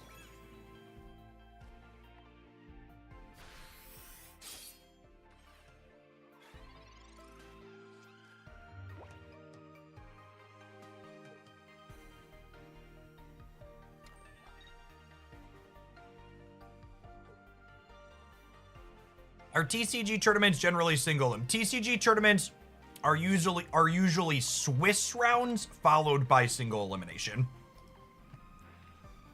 So you play matches and then you get seeded into a single elimination bracket. It's typical across most TCGs.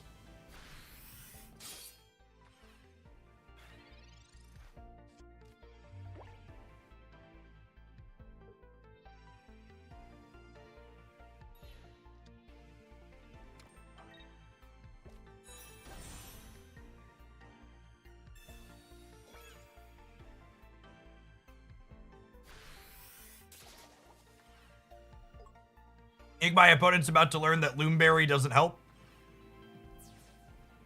I'm gonna bet money my opponent's about to learn that Loomberry doesn't help.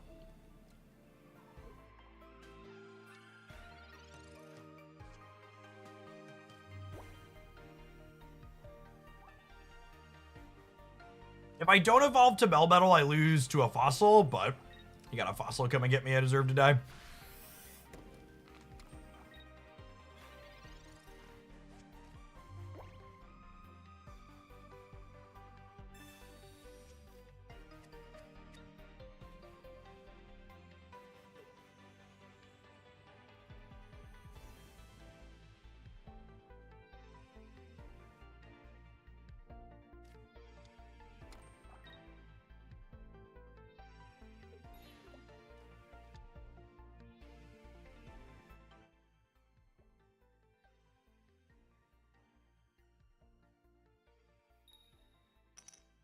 I just got flip triple heads. Not quite. Cool.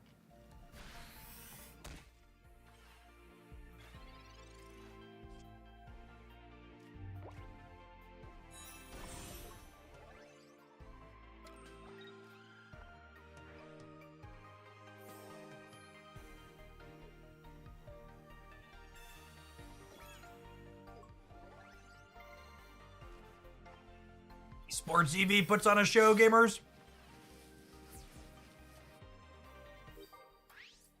Oops, but no cigar.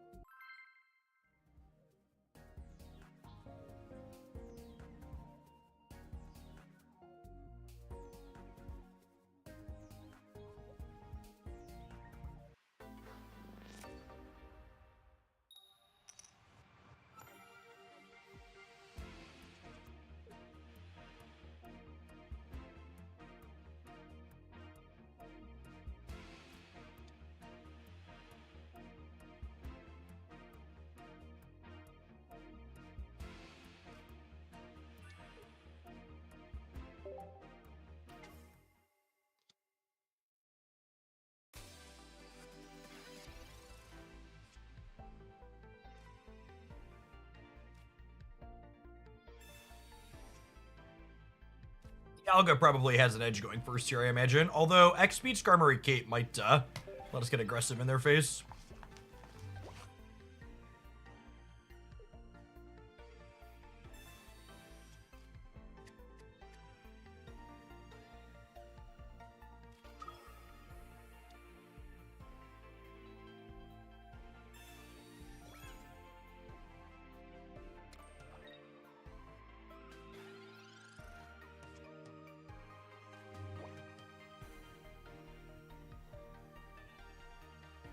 Rocky Helmet's really good for them here, too.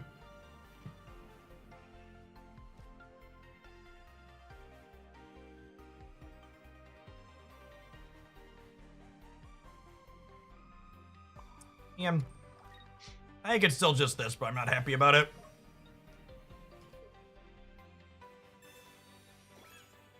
Oh my goodness, I thought I had next speed. That's actually a cape. Ignore me. Alright, I'm gonna give our hero one more shot. No, blame being distracted.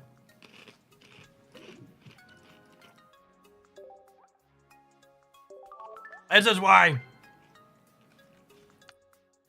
Did I X-Speed? This is why when we started my top 8 match, when I came down with my food, I set my food off to the side. So we could focus.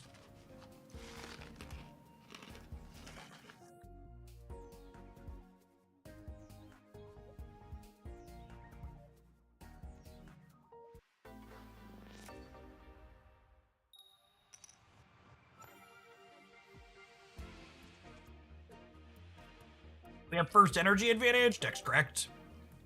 Can't stop us.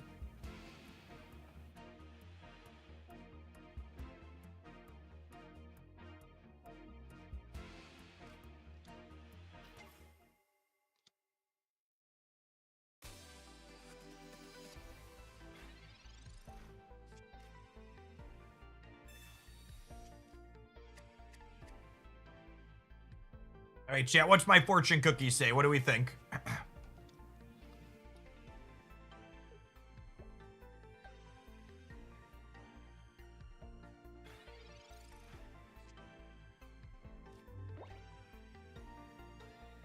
Fortune cookie says you will never win a quarterfinals. Well, that's kind of rude. It's not wrong, but like they shouldn't say it.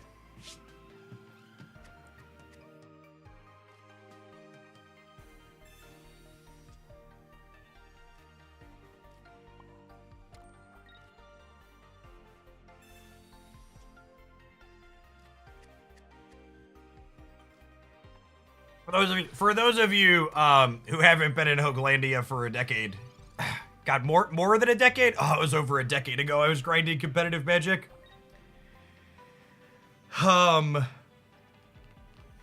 What's it called? When I played Magic the Gathering competitively, I held the incredibly coveted title of most top 8s without a win. I had an insane conversion rate of like 23% of the events I played in, I made the top cut. But I also actually never hoisted a trophy.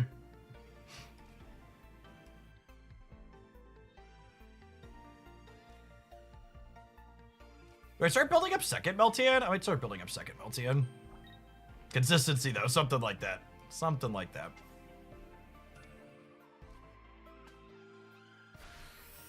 Hey Jeff, I stopped watching a couple months after I dropped off of Snap. I felt I enjoyed the community you cultivated, but did not find Snap content to stay engaged in sub.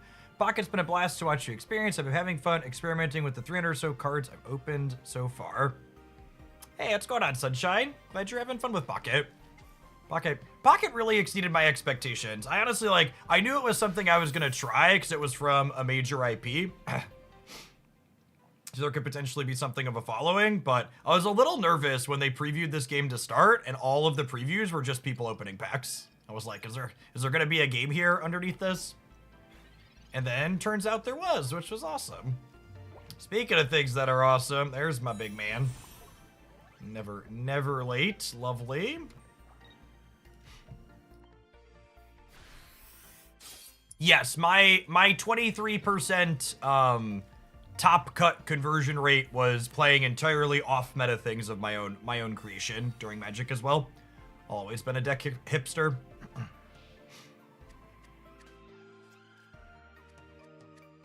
I don't know what the exact number is offhand too, but just to like toot my own horn when it comes to competitive brewing and figuring out like things in a new metagame, my top cut conversion rate during the first week of a metagame, I'd always make sure I played the first weekend a new set came out at big Magic tournaments, was like, it was probably closer to 50%. I had the sauce way more often than I did in week one compared to what other people figured out. I did okay the rest of the time too. It gets harder to, Magic formats especially weren't always super varied, so it got harder to brew as things matured, but like figuring out what things were gonna be out the gate was really one of my specialties. Do you have any Magic stuff on YouTube? Yeah, my Jeff Oakland YouTube channel has all of my Magic content on it from over the years.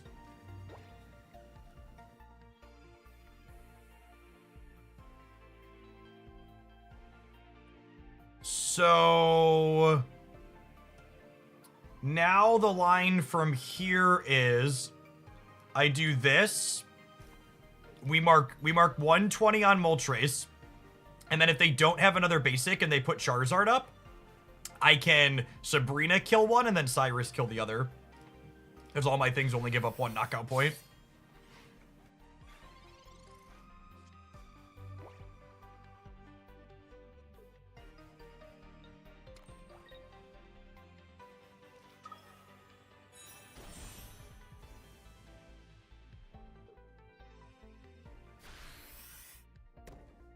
Oh, and they just don't even have Leaf here, so they're just super dead to our bench interaction.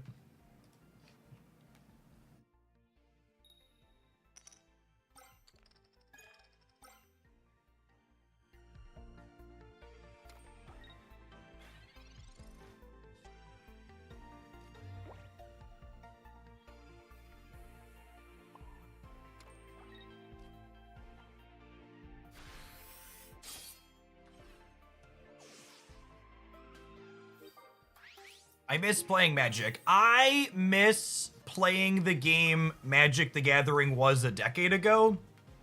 The game Wizards of the Coast makes today is very different. I couldn't go back if I wanted to.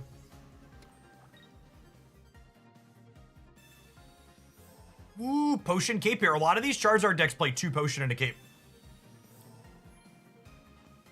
That being said, my opponent has no knockout points, and I have second Skarmory here, so Sabrina Cyrus should be winning here still. Did you enjoy draft or limiter or just more boring? Always constructed deck builder. All right, and then the second hat here means that we're at checkmate. If I didn't draw the second hat, their cape could have saved the Moltres deck's turn from the Cyrus, but with our hats here, we get to do 50 and 50. Important to note that we want a Sabrina first here, because they could top deck a Charmander next turn that would stop Sabrina. And Cyrus is guaranteed to grab this bird.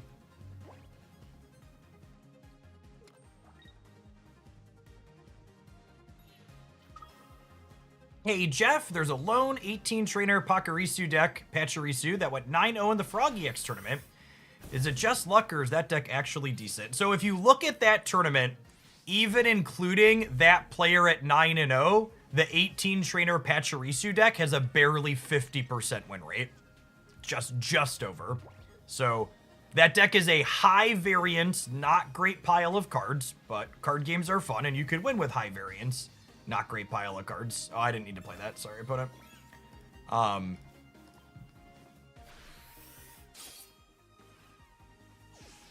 It's like, you know, I'm not gonna lie. I do my best not to oversell or misrepresent here. Like, we went 5-1 and made the top 8 of a 70-ish player tournament with the Mismagius deck today. I would be incredibly surprised if that deck has a strong win rate when other people pick it up. But, you know, it's a deck that's got a lot of lines. There's a lot of bobbing and weaving. If you play it well, you can catch people off guard. You can high roll your confusions a little bit. You can definitely do well. That doesn't mean the deck is good. Too often when I ask someone if their deck is good or bad, they just tell me their record with it. And like whether or not you won or lost with the deck is often irrelevant to like how good or bad it is overall. The only time you can determine whether or not a deck is good or bad based on its stats is when you have lots of people playing it and you have hundreds or ideally thousands of games to look at in sample size. For people who aren't familiar with my background, we talked a lot about my magic stuff today, but I also have a graduate degree and undergraduate degree in mathematics, and I spent time teaching at both the high school and college level, with introductory stats being in the realm of things that I taught over the years before doing content full-time. All right, now I got a really important question to ask before we take our ad break, chat. What are we thinking for the Mismagius thumbnail tomorrow? I might upload both of them and let YouTube decide. I don't want to bias chat, but I feel like there's appeal to both of these. I like the Sims. I don't think this text is going to be it, so ignore the text. The text is going to say something about top 8ing, regardless of what it is. But there's two quality ranges of art here for sure.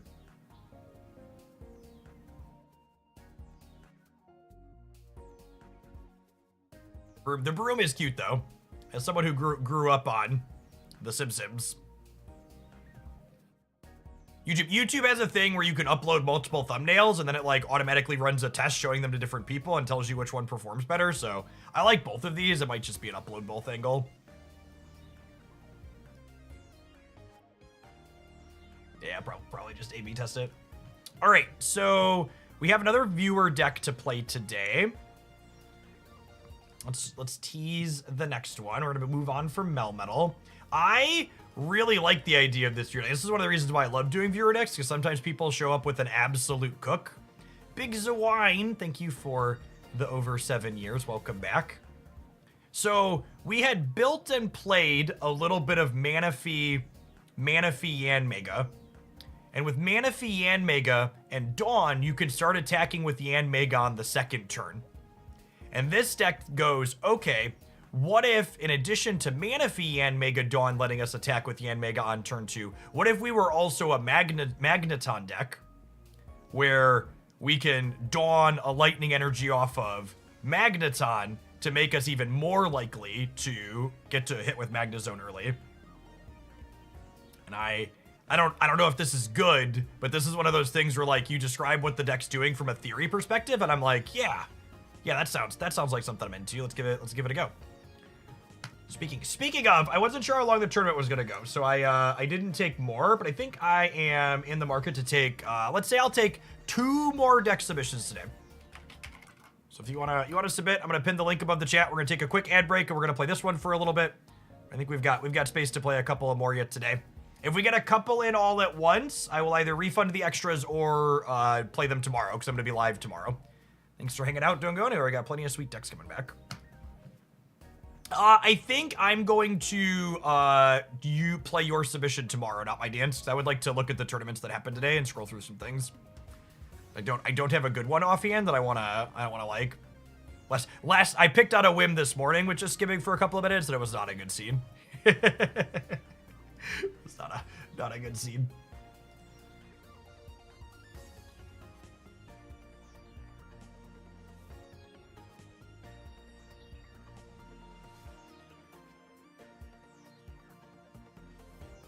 Yeah, we tried Budding Expeditioner Mismagius to start this morning, and it was a disaster as expected.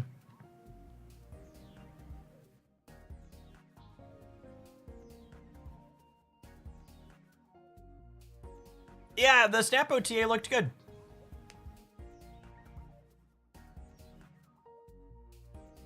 Don't worry about this one taking more than 20 minutes, but I need to get Gengar EX Dusknoir out of my system. Yeah, we can leave some games with that.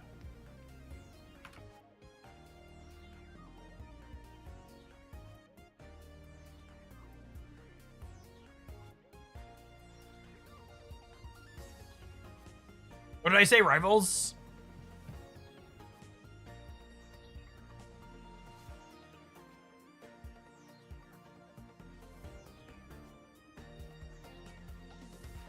So I use Chrome tabs as my notepad for like deck lists that are coming up.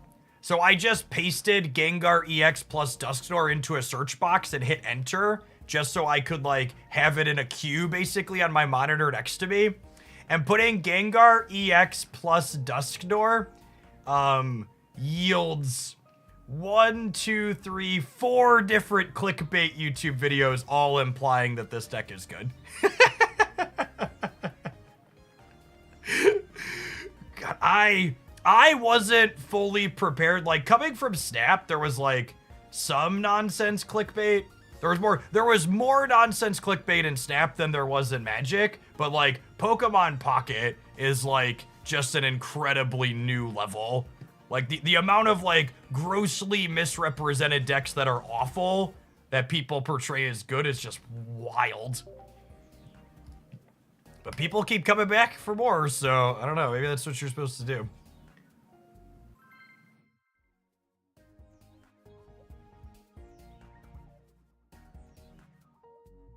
I can't fathom, like, how many times do you pick up a deck that's awful that someone tried to sell you as good and play it and see it's bad before you stop coming back? Like, eventually there's got to be a number, right?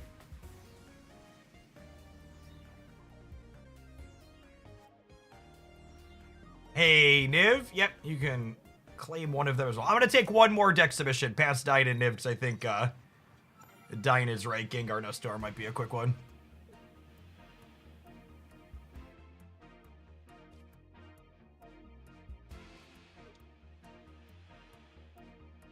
Do we lead on Yanmega here? I think we lead on Yanmega, yeah? Because if I find Magnemite Magneton, I can get this going still.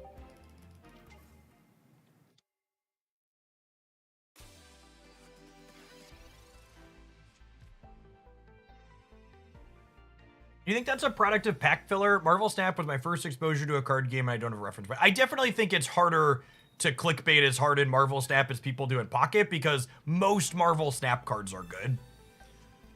But there's a lot of cards that are just like not remotely playable that get portrayed as good quite frequently.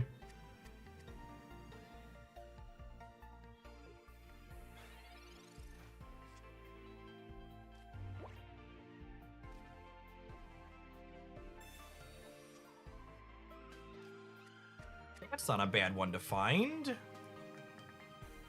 there an X speed in this deck? There is an X speed in this deck, yeah. Unlucky.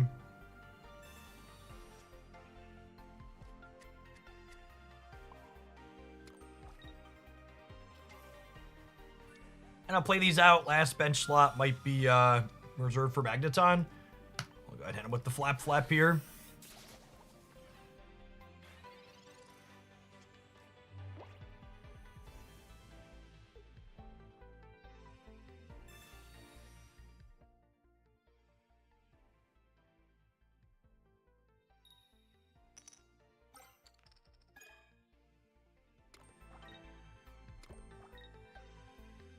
That Misty Heads is unfortunate because it means my mana fee.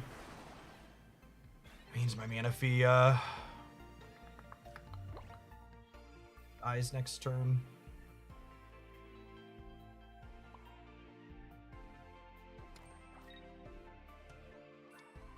Is this actually fine though?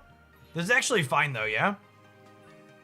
So I do this and put energy here, and then they kill these two, and then I go Yanmega, Dawn this other energy up attached, clear the Articuno, so they don't have a potion or a cape here. We're actually gonna get him.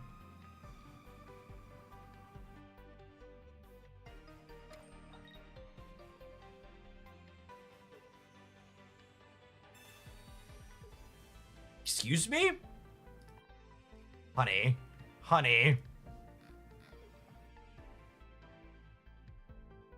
Hey, Niv, for the screenshot, could you hit edit and give me the picture of all 12 cards at once, zoomed out? Would be ideal. All 20 cards. I said 12. I'm so used to Marvel Snap. Hey, Darkrai, thank you for the 15 months. Yeah, then they're just wholly cooked here on the Dawn, yeah? And for what it's worth, chat, their mistake doesn't matter here.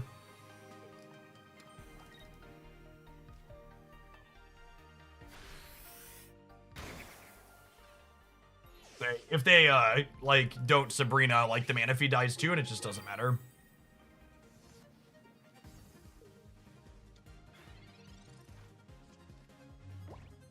I think this type of deck, so we posted a Manaphy Yan Mega deck that wasn't doing Magnezone stuff, and just, like, Yan Megaing attacking starting on turn 2 is so good.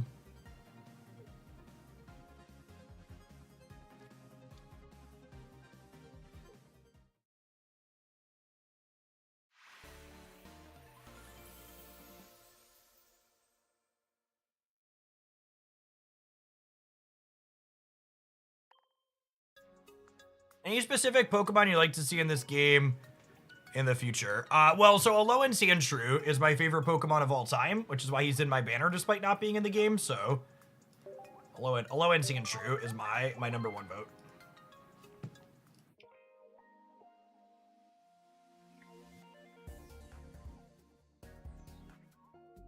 Actually, I was gonna take notes about this deck, but, like, my entire comment section was filled with angry rabble this morning when I posted a Magnezone highlight, so I think I'm actually just not going to post any more Magnezone highlights this season. I think I probably have enough non-Magnezone decks to just not post any more of them. So this deck will just be a secret for the live stream enjoyers.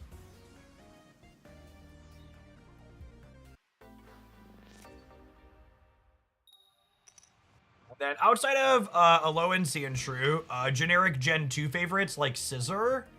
And then I would also enjoy...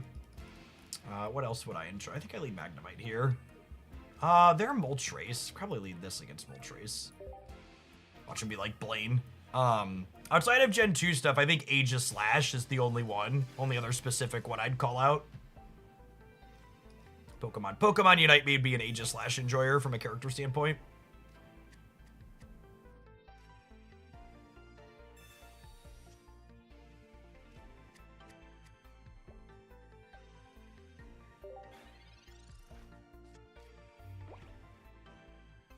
From a gameplay perspective, I'd love to see more of the stage 2s for things that we have stage 1s of in the game.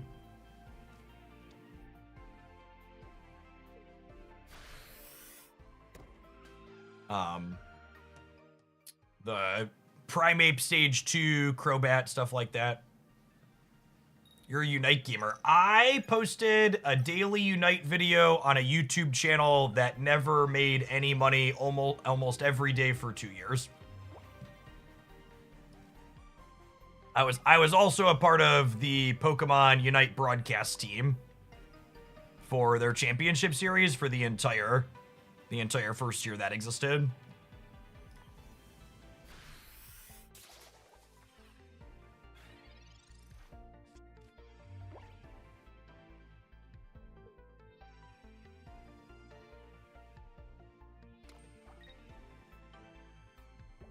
Yeah, there were a handful of folks that had solid Unite metrics for a while, but they were pretty few and far between overall. Honestly, it's not that dissimilar from Pocket. While there's a few people like myself doing really solid numbers, there's not a ton of us.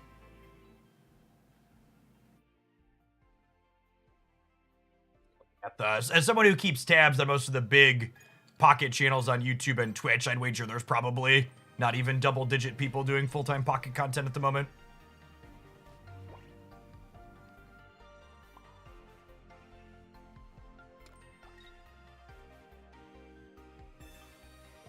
X speed here is nice because it means I get to pull this out and put the Manaphy in, and still get to attack with Yan Mega next turn potentially.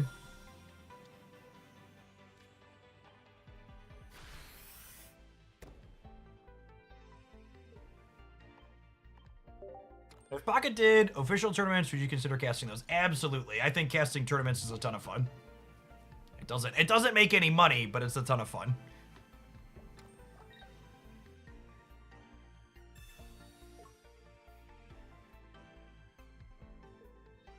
It's part of the reason why Spriggles and I put on our joint tournament together.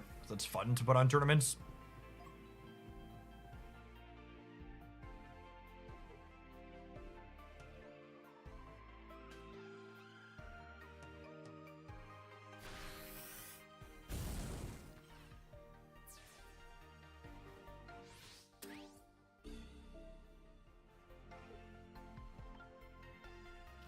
surprised it doesn't make money. I mean, it pays a non-zero amount, but casting tournaments is one of those things where it's a fun job with a lot of people willing to do it for basically no money.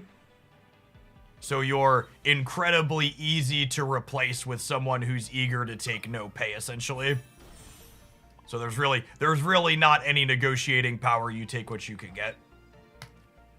And if you're someone who does content successfully full-time, you essentially lose money on it especially if you don't enjoy it, because the amount of time it takes to like go travel to an in-person tournament to broadcast, especially, you'd be much better off just like taking all of those hours and live streaming or working on YouTube stuff.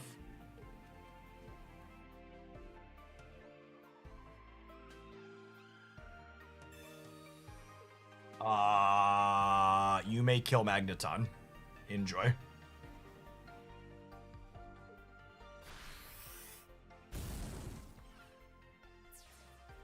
Sweet second point.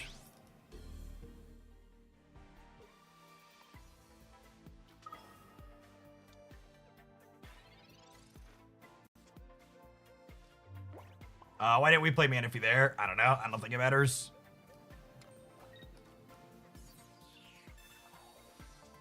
I guess we'd be slightly better off into Sabrina, but the opponent's deck doesn't usually play Sabrina, so I wasn't really thinking about it. This is probably checkmate either way. I guess they could, like, put an energy here, have a potion or a cape, evolve to Charmeleon, and then clear us.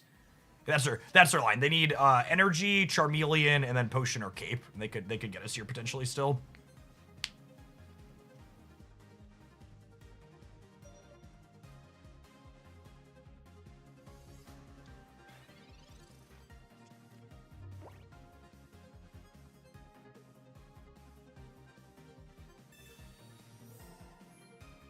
Wait, they had the potion and they didn't put it up? They must have top-decked it, yeah?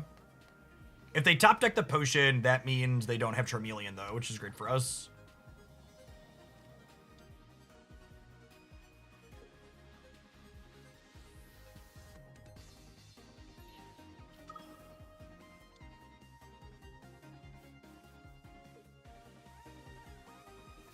So I think I'm actually supposed to energy Palkia here, because my Yanmega can't clear an Arcanine next turn.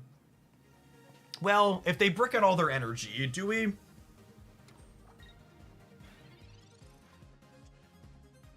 If they brick out all the energy, we just hit them, yeah?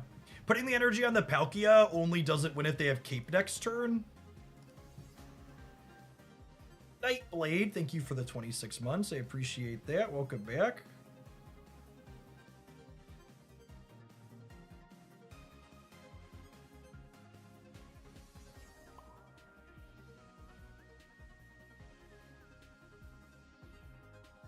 We could just draw Dawn 2 and then have our cake and eat it too. That's a good call. Yeah, Mega being weak to lightning as opposed to fire is so good here. God bless its little bug wings.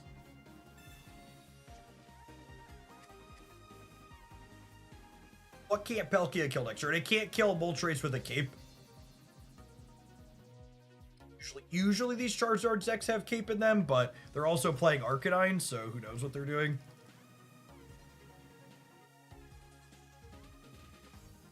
And because they only hit one heads on the Moltres, their Arcanine can't attack this turn anyways, so I think this is fine.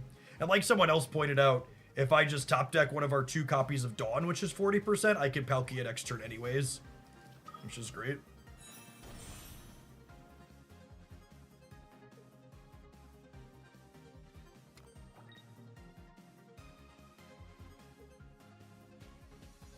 And I don't have an X-Speed or Relief here, so they don't get to do anything with this turn. I think this is checkmate. It's just going to take us a couple of turns if we don't draw the Dawn.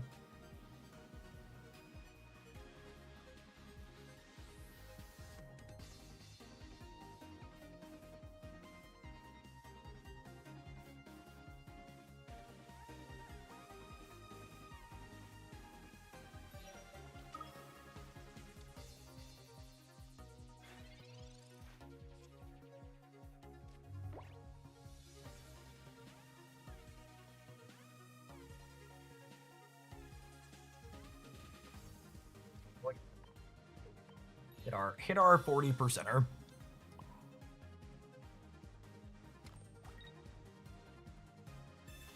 You know what? This deck's sweet. I'm taking notes.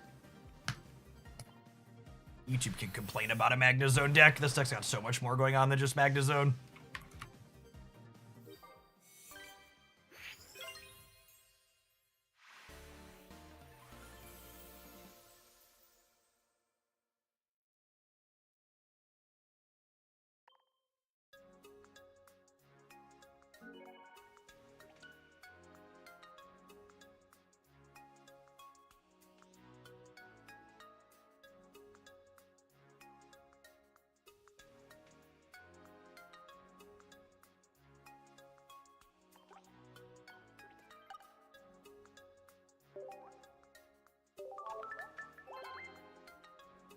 Dawn is my favorite oops you're dead set card of the set. Yep.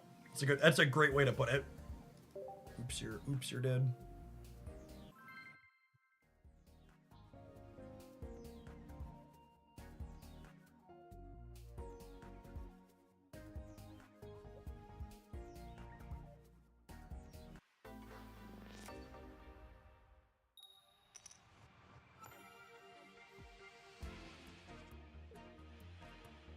So for those of you joining us late and you're wondering why Magnezone's in this deck, past being the best card from the new expansion, Magneton with Dawn gives us an additional way to attack with Yanmega early.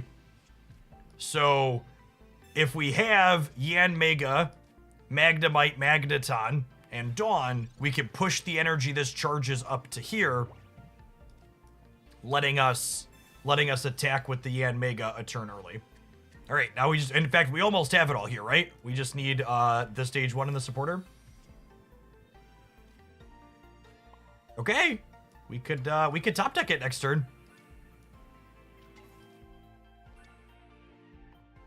If we top deck our Yanmega like 1 in 5, we get to blast them for 120. Would be textbook perfect.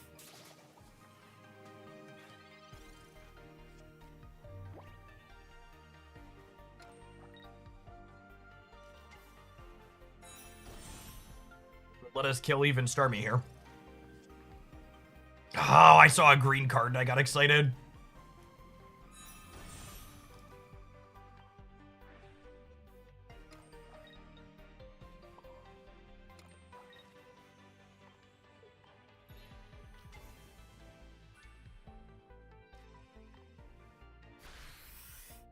What a tease indeed.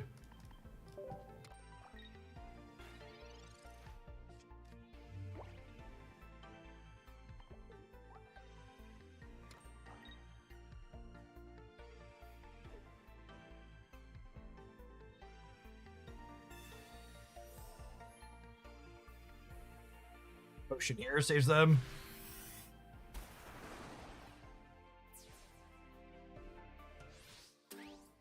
I guess they're technically dead to our one of Magnezone too, right? Or Magnezone's actually the only one they're dead to because of weakness. Now I'm sad.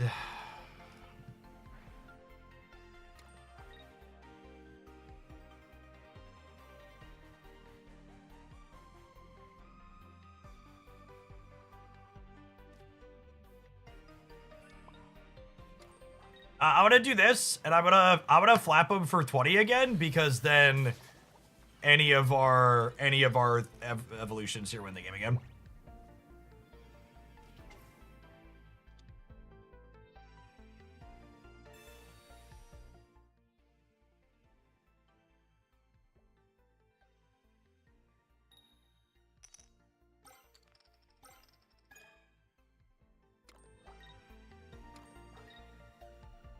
I think we're cooked on that one.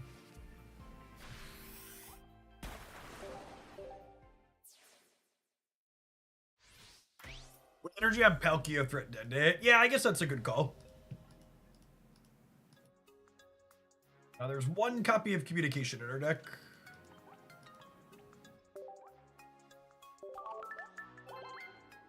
With the Articuno plus heads, playing to the Palkia line didn't matter, but I should have, yes. It's a good call out.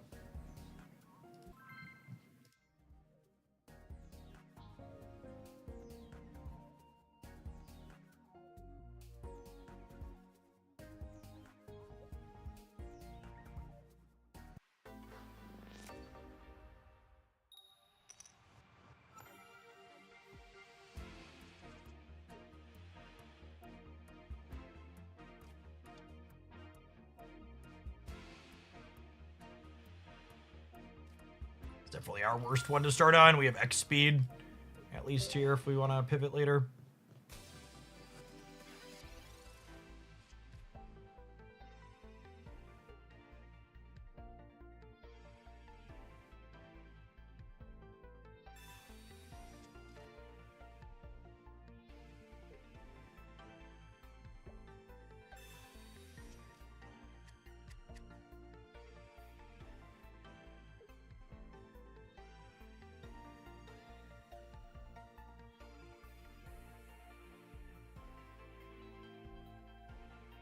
The Starly do anything. It gets rid of Poke Tools, and its full evolution has a 3 energy Arbok corner attack that stops you from retreating. That's pretty mid in general for sure.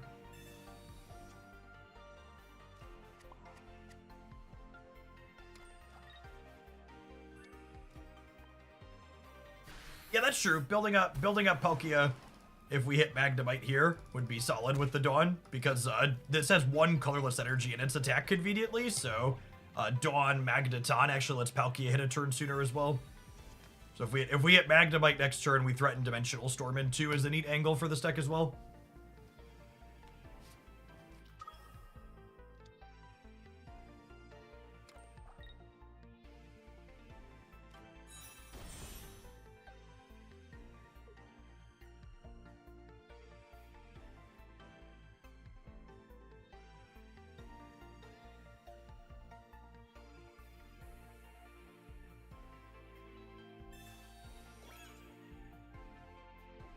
The 2-star art in this set is so good. You don't subscribe to the conspiracy theory then that they only put extra 2-star art in this set to make it less likely that you get your full art trainers?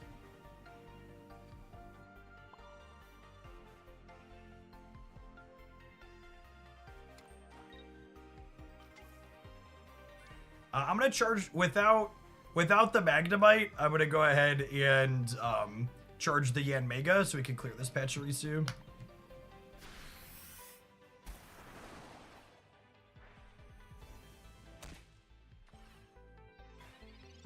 Can be true, sure. Sure, Jan.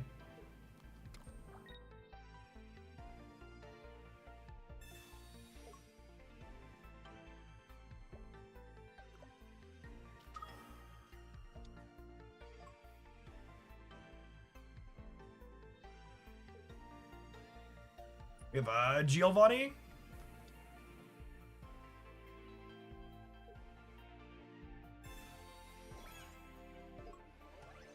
All heroes wear capes, but that Pachirisu certainly does.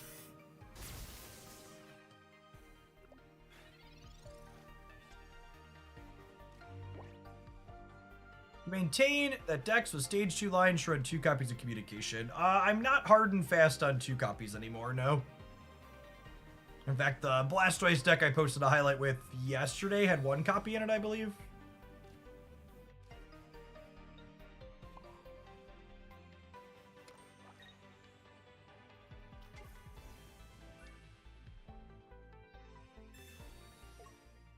Say you top 8 in the tournament, you mean you lost in the quarterfinals. Absolutely, Marty. I can see you're not new here.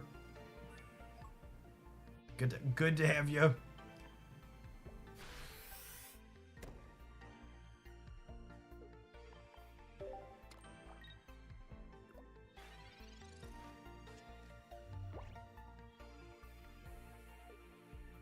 It's tradition. It is. Tale as old as time.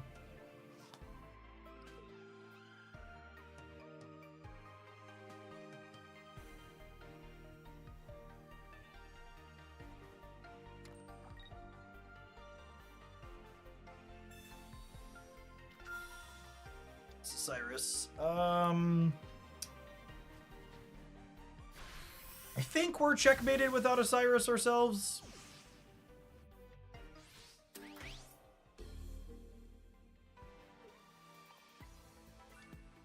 Says this lives.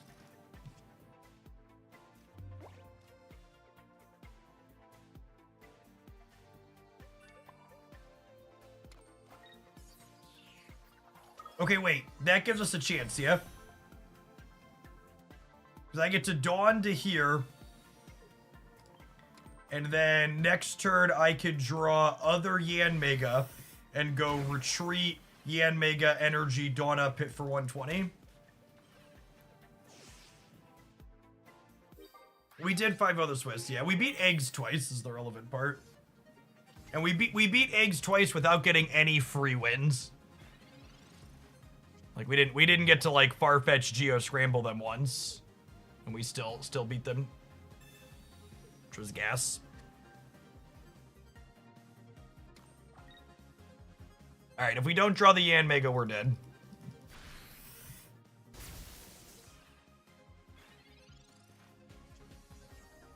Yes, my opponent made a mistake this game. They played their Cyrus too soon.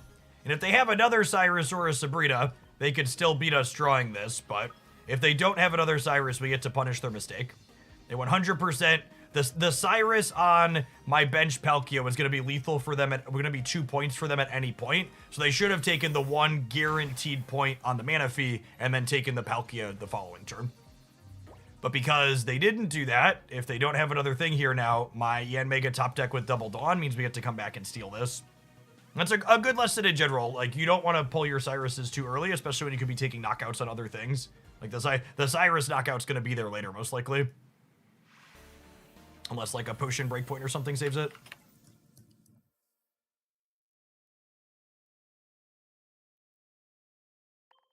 Example of us finding a line to capitalize on their mistake.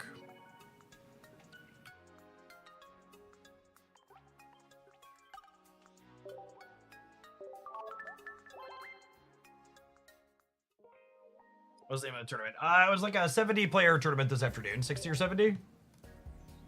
Testing the Waters number 11. We had 69 players in it. Nice.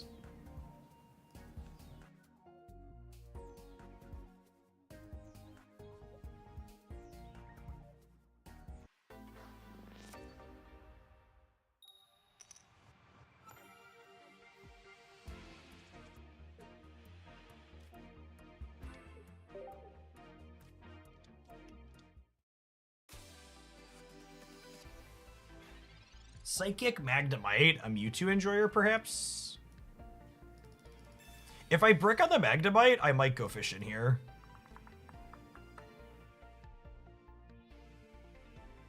I'm gonna wait a turn now on this, I think, with this draw.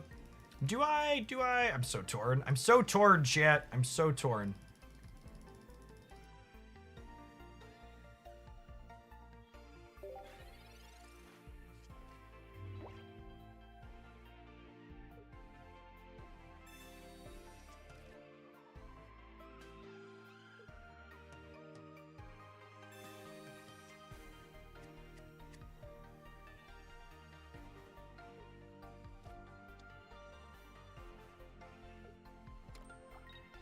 Fellow as Elf Enjoyer.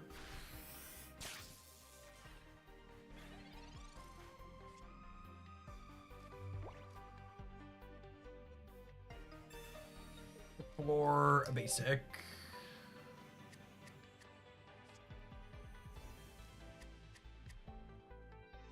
This was literally the only non-basic Pokemon in my deck, yeah?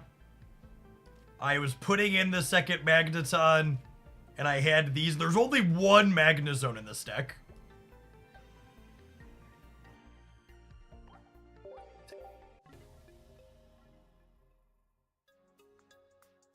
I'm pre-blasting for the deck list. We're gonna play one more game here, and then we'll throw the deck list up during our ad break.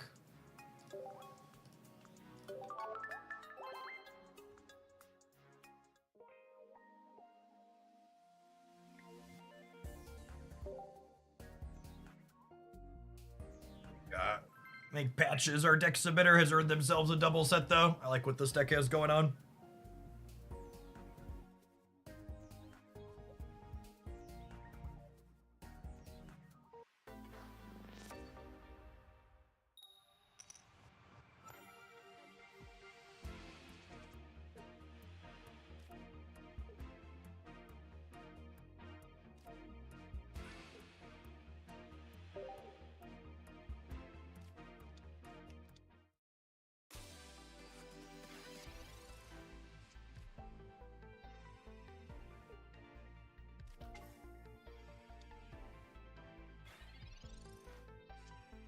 Sigilif Enjoyer. I think we need too many things in order to combo them at this point, yeah. It'll probably just be a Manaphy game, even though we don't have X speed.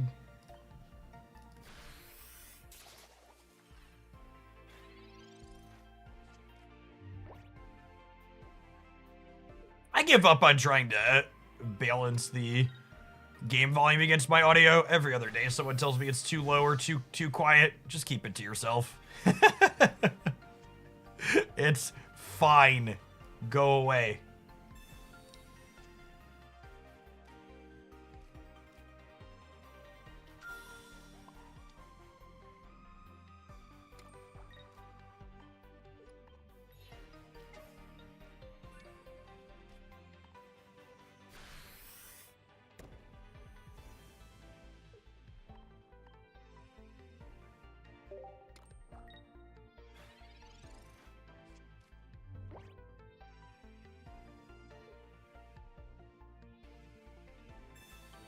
I actually rechecked my audio level this morning and recorded some samples, so I'm relatively confident that the current audio level is good. Replace the crappy NVIDIA broadcast software that stopped working with the functional version. It's gonna tell me there's a newer version I could install every time I boot it up from now on, but it's a small price to pay for the old version actually still working.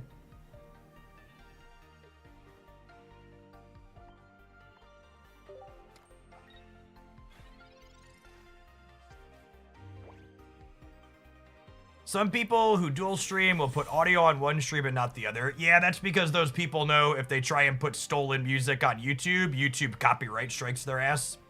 As opposed to Twitch, which lets them just sit there and make money while stealing the work of other artists. Oops, did I say the quiet part out loud?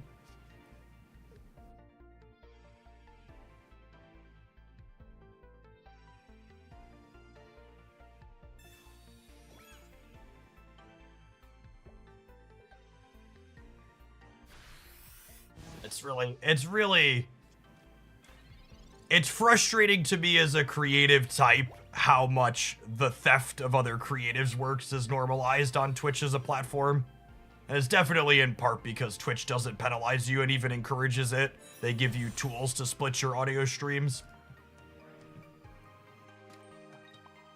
The Magneton draw we're probably done here.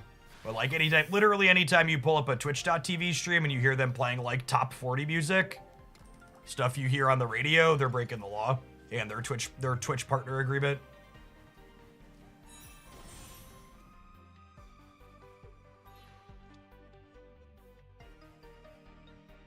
They have a cape. Oh no. I think we're fine here, yeah? We get in the zone and then we finish with Palkia.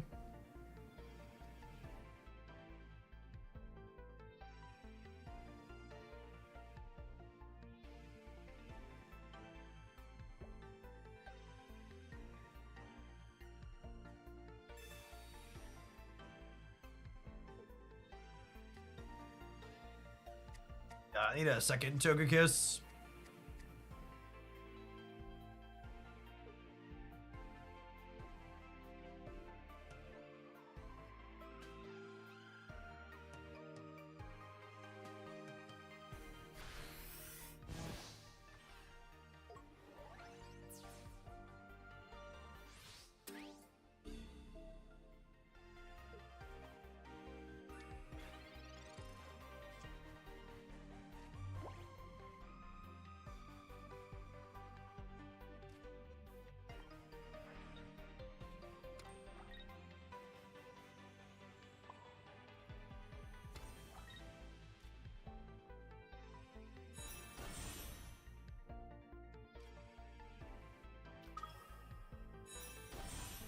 So if they have Cynthia, they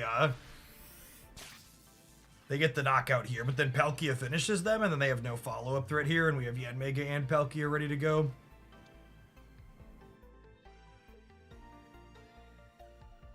Second Togepi this turn means they could build up another Togekiss.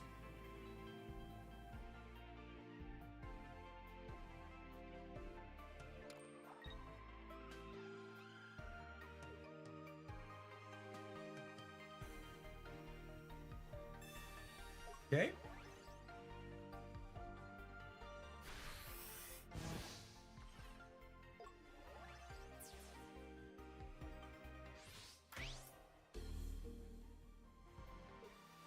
Think we're good to go from here.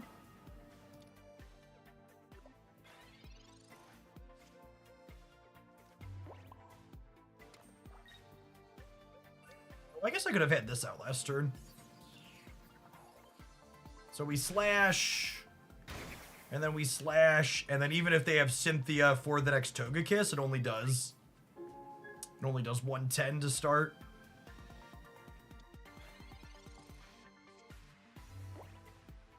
Oh, they have the Rocky Helmet. That's fine though, yeah, because I can put the Palkia up.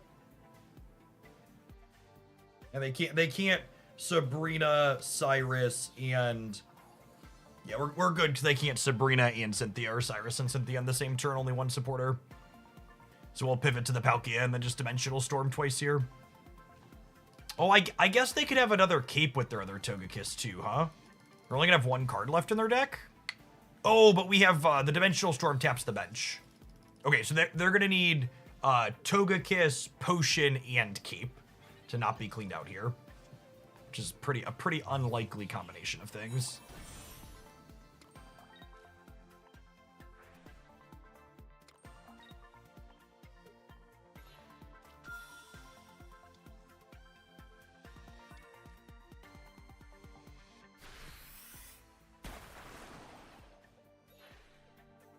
Would be surprised if their Sigilif Stage 2 deck has room for 2 Capes and a Potion. Usually deck slots are pretty tight over there. Using all the bits of the Buffalo this game, huh? We use the Manaphy, we use the Magnezone, we use the Yanmega, we use the Palkia. Oh my goodness. Stop.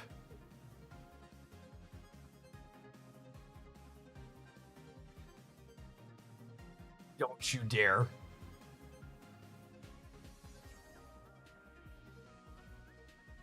This pause has gotta mean they don't have it, right?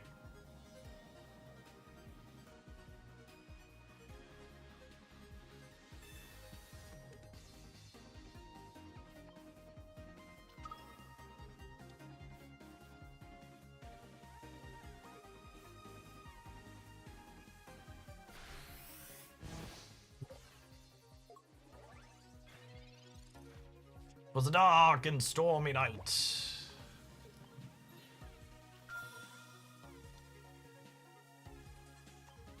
Good night.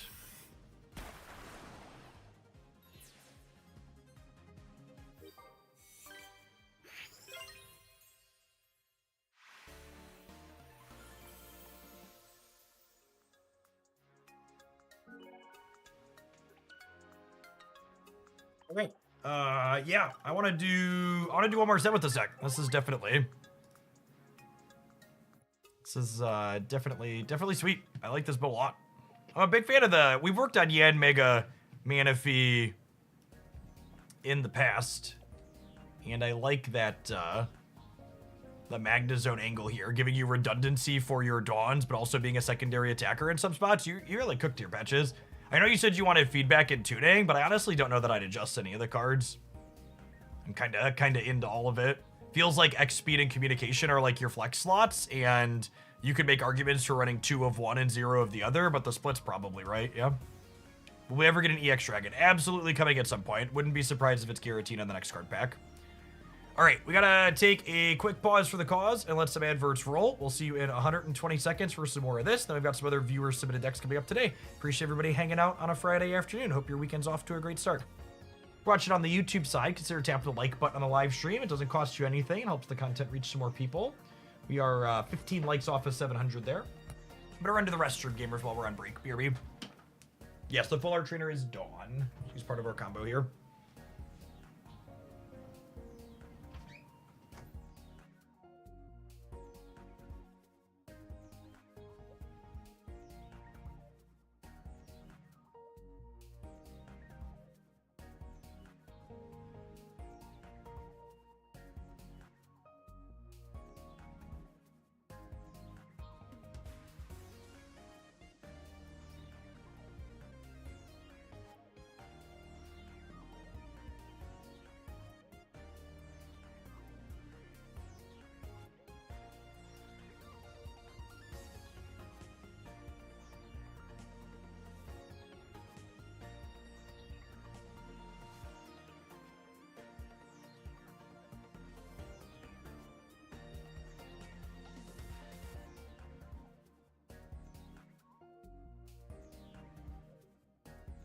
Someone asked, do I plan to play any evening tournaments? I do not. We're gonna stream for, I don't know, 2, maybe 3 more hours.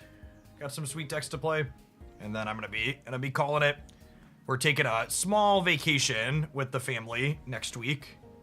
So I need to spend tonight and tomorrow night getting a bunch of YouTube stuff over to the editor so we can have daily videos over there even while I'm not live streaming. But for the regulars, I'm going to be doing a tournament stream tomorrow. I'm going to play in the Ursi Day Saturday tournament. And then I'm going to be off Sunday, Monday, Tuesday, Wednesday.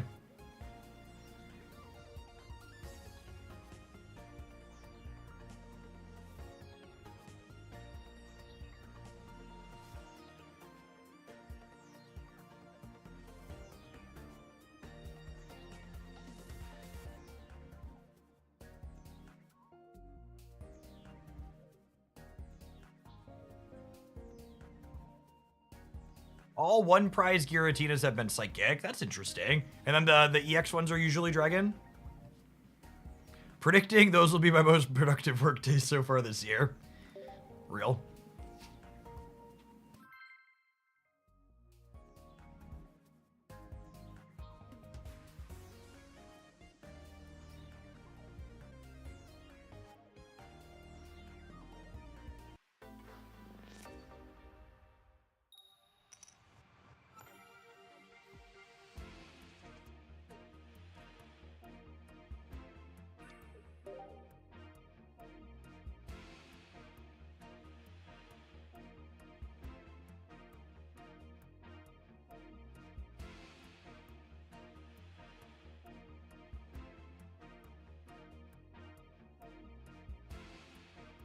Yeah, our scheduled vacation landed at like the right time conveniently in the pocket cycle.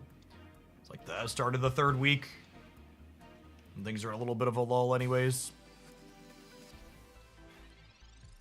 Oh me, oh my. Can I find a Magnemite, a Dawn, and a Yanmega in 3 cards here? Let's research into 2 of them next turn, huh? Big game.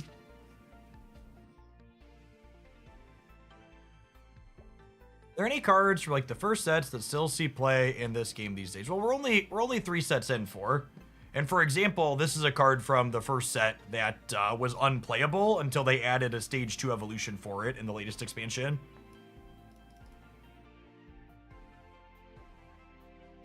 We've tried Porygon Z enough times that I won't take it as a viewer submission again. Card's real bad. Yeah, our current card pool is actually 50-50, right? We have 6 card packs in the game, and 3 of them were in the first set, and 3 of them have been released after.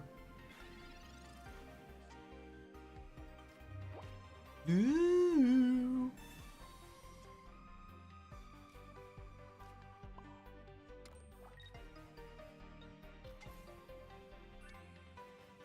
Yes, Exeggutor EX is arguably the best card in Pokemon Pocket currently. In fact, if you're interested in how they line up as far as like cards from the first set for cats, I actually just did a full individual EX Pokemon card review. Was last week, a video that went up last week, I think. If you want comparisons for where all those fall. It was an EX. An EX is a more powerful Pokemon that when your opponent knocks it out, they get 2 knockout points instead of 1. So it's stronger, but it comes with more risk.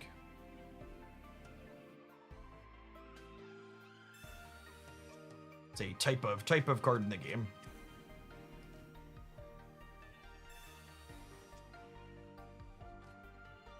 There's Yanmega. I don't have a copy of Dawn yet, though. And no X speed. So what's the plan? I think it's Magnemite, Palkia.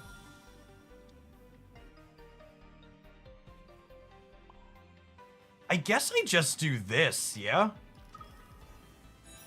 This means I attack next turn? I think it's just this. I was thinking about shuffling and giving the mana fee up, but I think I just take the hit for 100 and then clean them on the backswing. It gets us into trouble if they have Electivire plus Volkner, but we're in a decent spot otherwise, I think.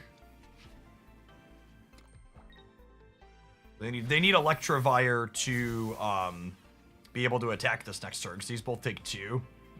Or Electivire takes 2. We played with Mamoswine. We played a little bit with Mamoswine, and that's probably a card I'll revisit as a for fun thing down the line, but in terms of competitiveness, it's probably not there. I think you could do something serviceable with Mamo. Opponent's just dead here. Yep. And that's one of the reasons why Yanmega is such a solid card to try and attack with early like this deck is. There's a lot of decks where it's like, all right, I just start attacking for 20 and now the game is over because you just like take 120 every turn.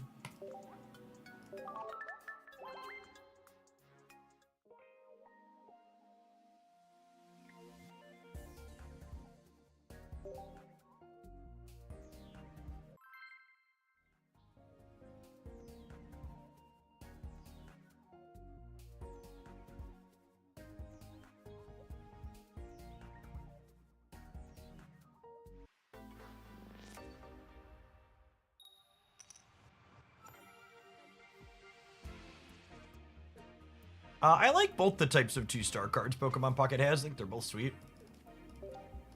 We're hoping to draw any other basic Pokemon next turn, so that way we can attach an energy to this, and then the Oceanic Gift can give 2 things on our bench, so we just need a second one to add to the bench. This is a really little thing, but I think it's important to note. There's not a lot of copies of Red Card in Mars that punish you for holding your extra basics. And you'll see me do this quite frequently when I have one particular basic I want to use on the first turn, because there are a lot of copies of Sabrina in the metagame right now. So if I were to have started with Yanma in play and my opponent had a Sabrina, they could have forced this up, making me burn my X speed, which wouldn't have been ideal. Speaking of not ideal, bricking on an extra basic here is not either, but we'll still do the thing here.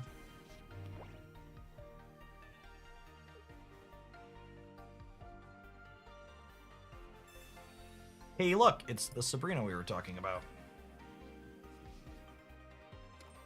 Them getting to mark damage on this Yanma means they can run it down with a Cyrus later, potentially.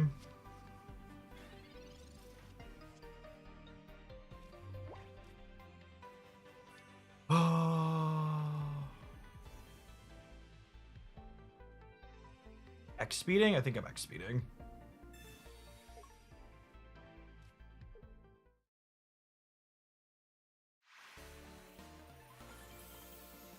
Yeah, Yanmega was game winning there. The Dawn, but apparently had somewhere to be. The Darkrai decks definitely don't love Yanmega crunching them every turn.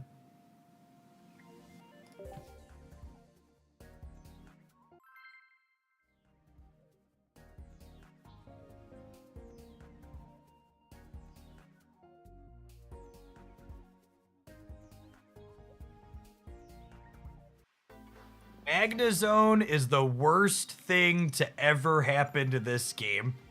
I am just truly floored by the visceral hate that has been generated on YouTube around the card Magnezone. Especially considering it feels like one of the most interesting cards they've added to the game in a long time to me. It's a design I'm a huge fan of. I wish we had more like it. Cards that like let you be good. It's a good card. It's a card that's really good when going first. Now I want to play these out because I want to evolve to Magneton next turn. Tempo Sabrina would be annoying, but getting my evolution is important here.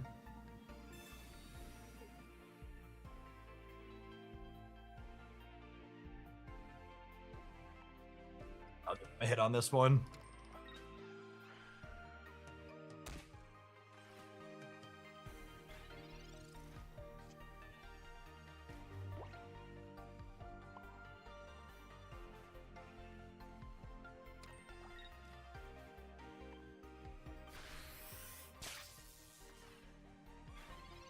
That's because Magnezone has made the game more than me play EX and win.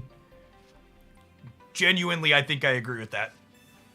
When the game is more focused around single knockout point Pokemon, it tends to be more interesting and have more depth to it.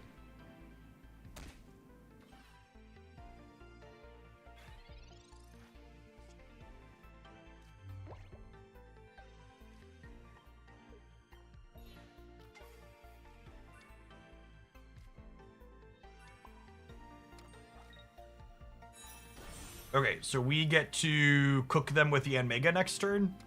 Thanks to Dawn.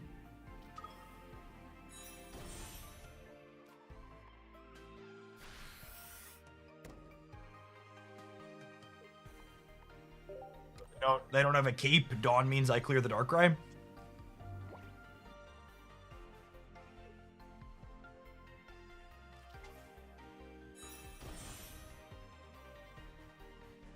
Power creeping EX Mons is a slippery slope. Can you please elaborate and give me a single example of which EX Mon you think was power crept? Because that's not what was said. What was said was it opened up the gameplay space to more than just EX Pokemon, which I think is super correct. I don't think it's remotely true that they power crept things. Cards like Pikachu EX and Mewtwo EX being worse in the format doesn't mean they were power crept. They're worse in the format in large part due to how the format has changed around them and which things are good. And even Mewtwo, right? Like the deck list I posted today was a Mewtwo deck. Mewtwo's still playable, you just have to play it in a different way. Can you explain why Starmie fell off? Yeah, Starmie fell off for a lot of the same reason Pikachu EX did. Starmie is a card that rewards you for retreating and wants you to start with it as an EX Pokemon. And leading EX Pokemon has a risk in pocket since Cyrus exists now. You can't just retreat your Starmie back to safety after it takes 100 points of damage because Cyrus is there to chase it down. This is a big reason why the Pikachu EX deck from last season fell off. That deck lived and died by being able to maneuver its Pokemon around. 2 copies of Dawn in this deck are just so good with the Yanmega. The couple of extra energy on the bench with the Manaphy is just so clean.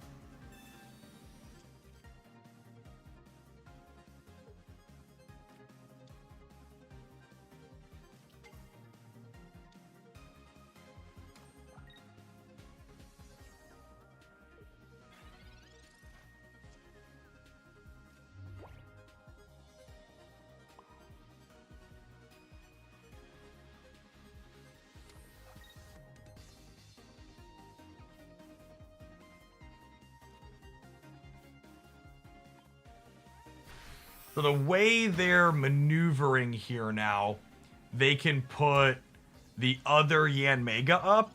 Well, they're gonna need an X Speed or a Leaf, right? If they have X Speed or Leaf, they can put other Yanmega up, and then I have to move out because they already have 1 point.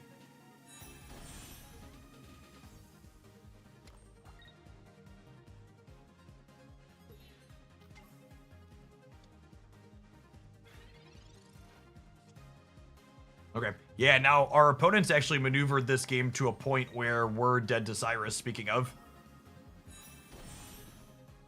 But if they don't have it, our other Yanmega gets to go toe-to-toe here.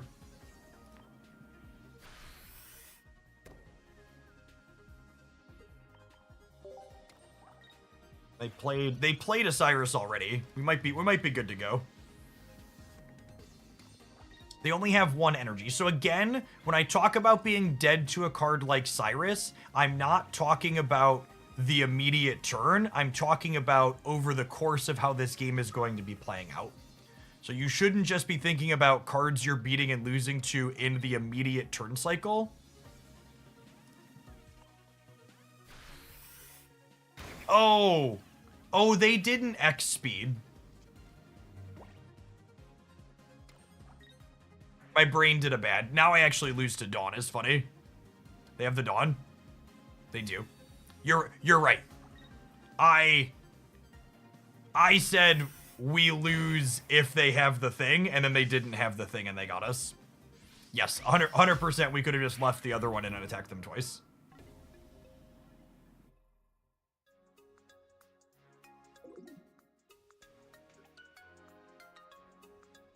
I shortcutted myself out of a game.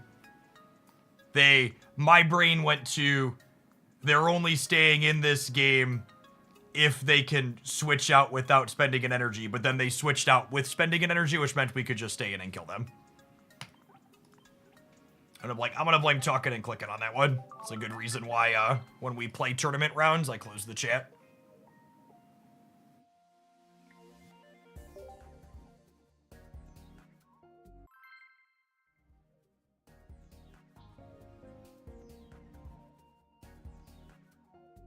Trying to read and talk and articulate all at once. Is it easy to miss stuff?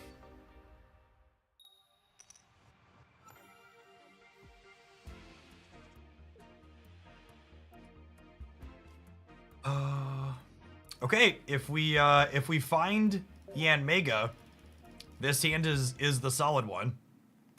So we have Magneton with Dawn. So on our second turn, we'll go attach second energy, Magneton charge, Dawn it up to the Yanmega, and then hit them for 120. Just need to find Mr. Mega in 2 draws here.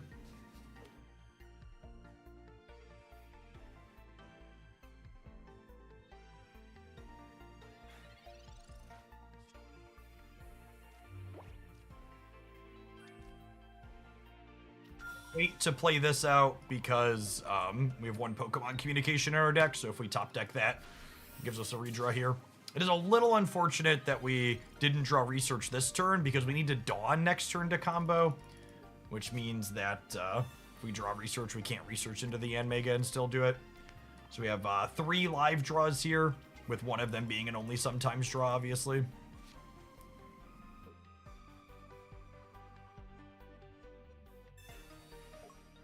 Moving into Drudagon here, I assume.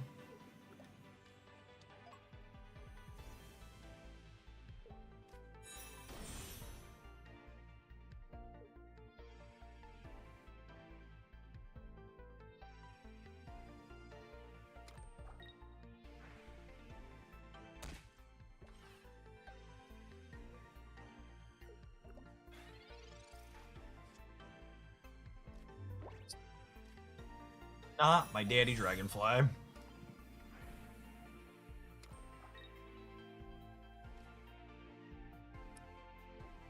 I think missing the beat here means we're dead if they have everything. They have the Greninja here. They clear my lead, Yanma.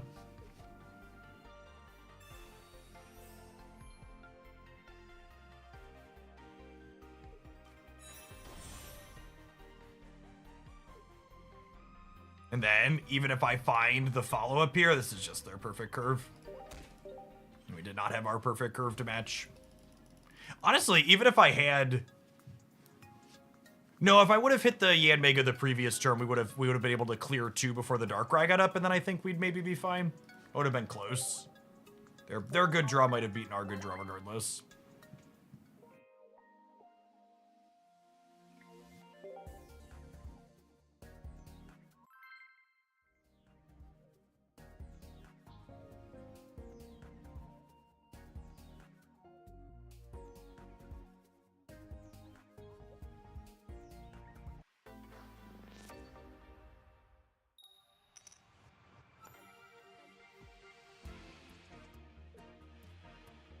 Right, Manaphy's a lovely lad. We just need to find some basics here with our first energy advantage. Notably have a communication. This will probably be one where we go digging if we miss. Get 3 draws to start though with the research, which is nice.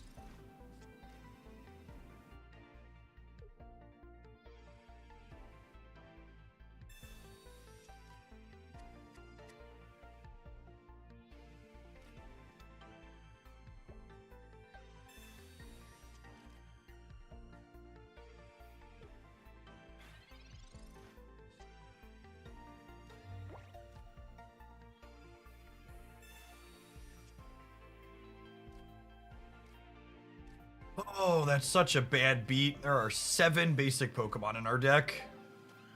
Missing on all of them in 3 draws is brutal.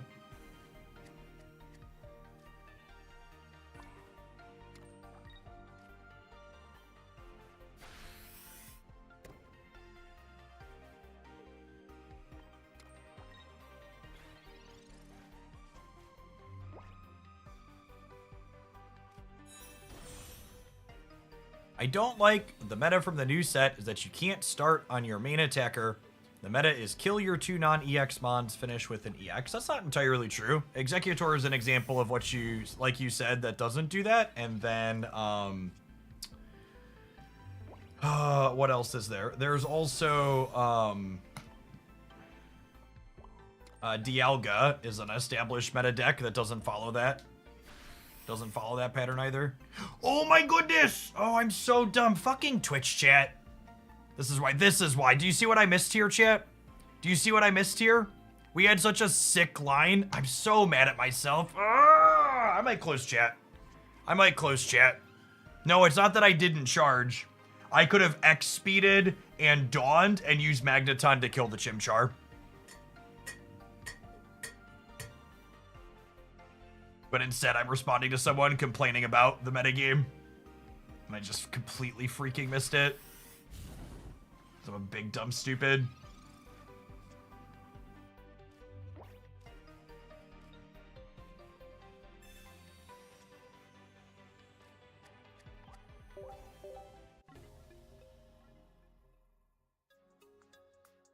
Doesn't need double electric. It does not, Twitch chat. Doubling down, Twitch chat.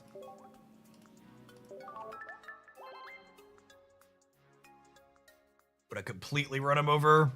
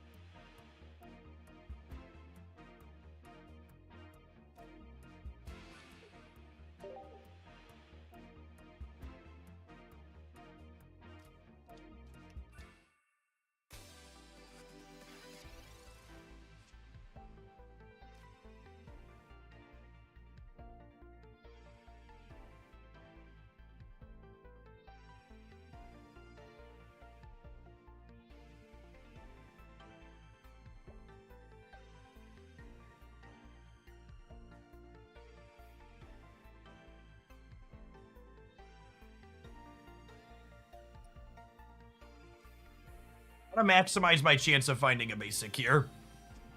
So, perfect. Lovely.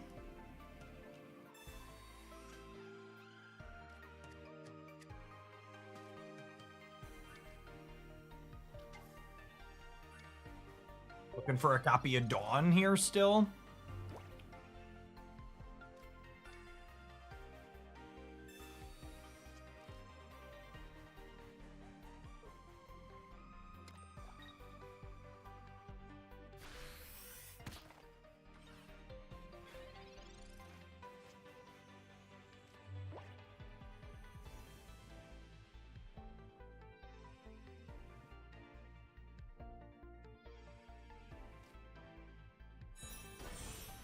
This is happening. This is happening. See what we fish with this.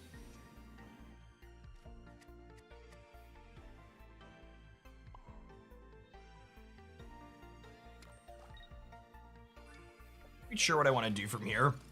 I guess if they kill this, the Magnezone blasts them back. And then we're in a fine spot, so they kind of can't kill the Yanma here.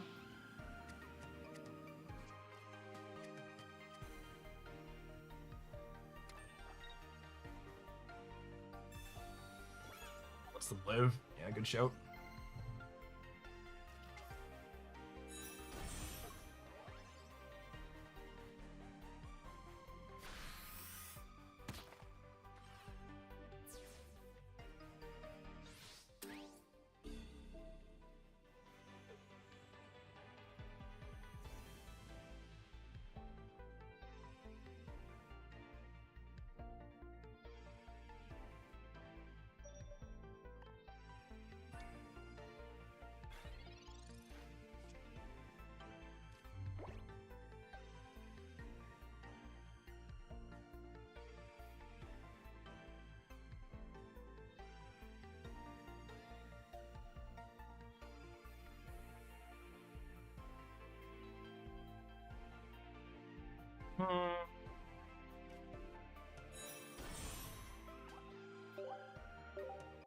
I should just stop playing today. I think I need to sign off. I wanted to keep going, but I'm just way too split and distracted, and I feel like I'm not making good content. I'm just gonna have to play the other ones tomorrow morning. It's just been a disaster since.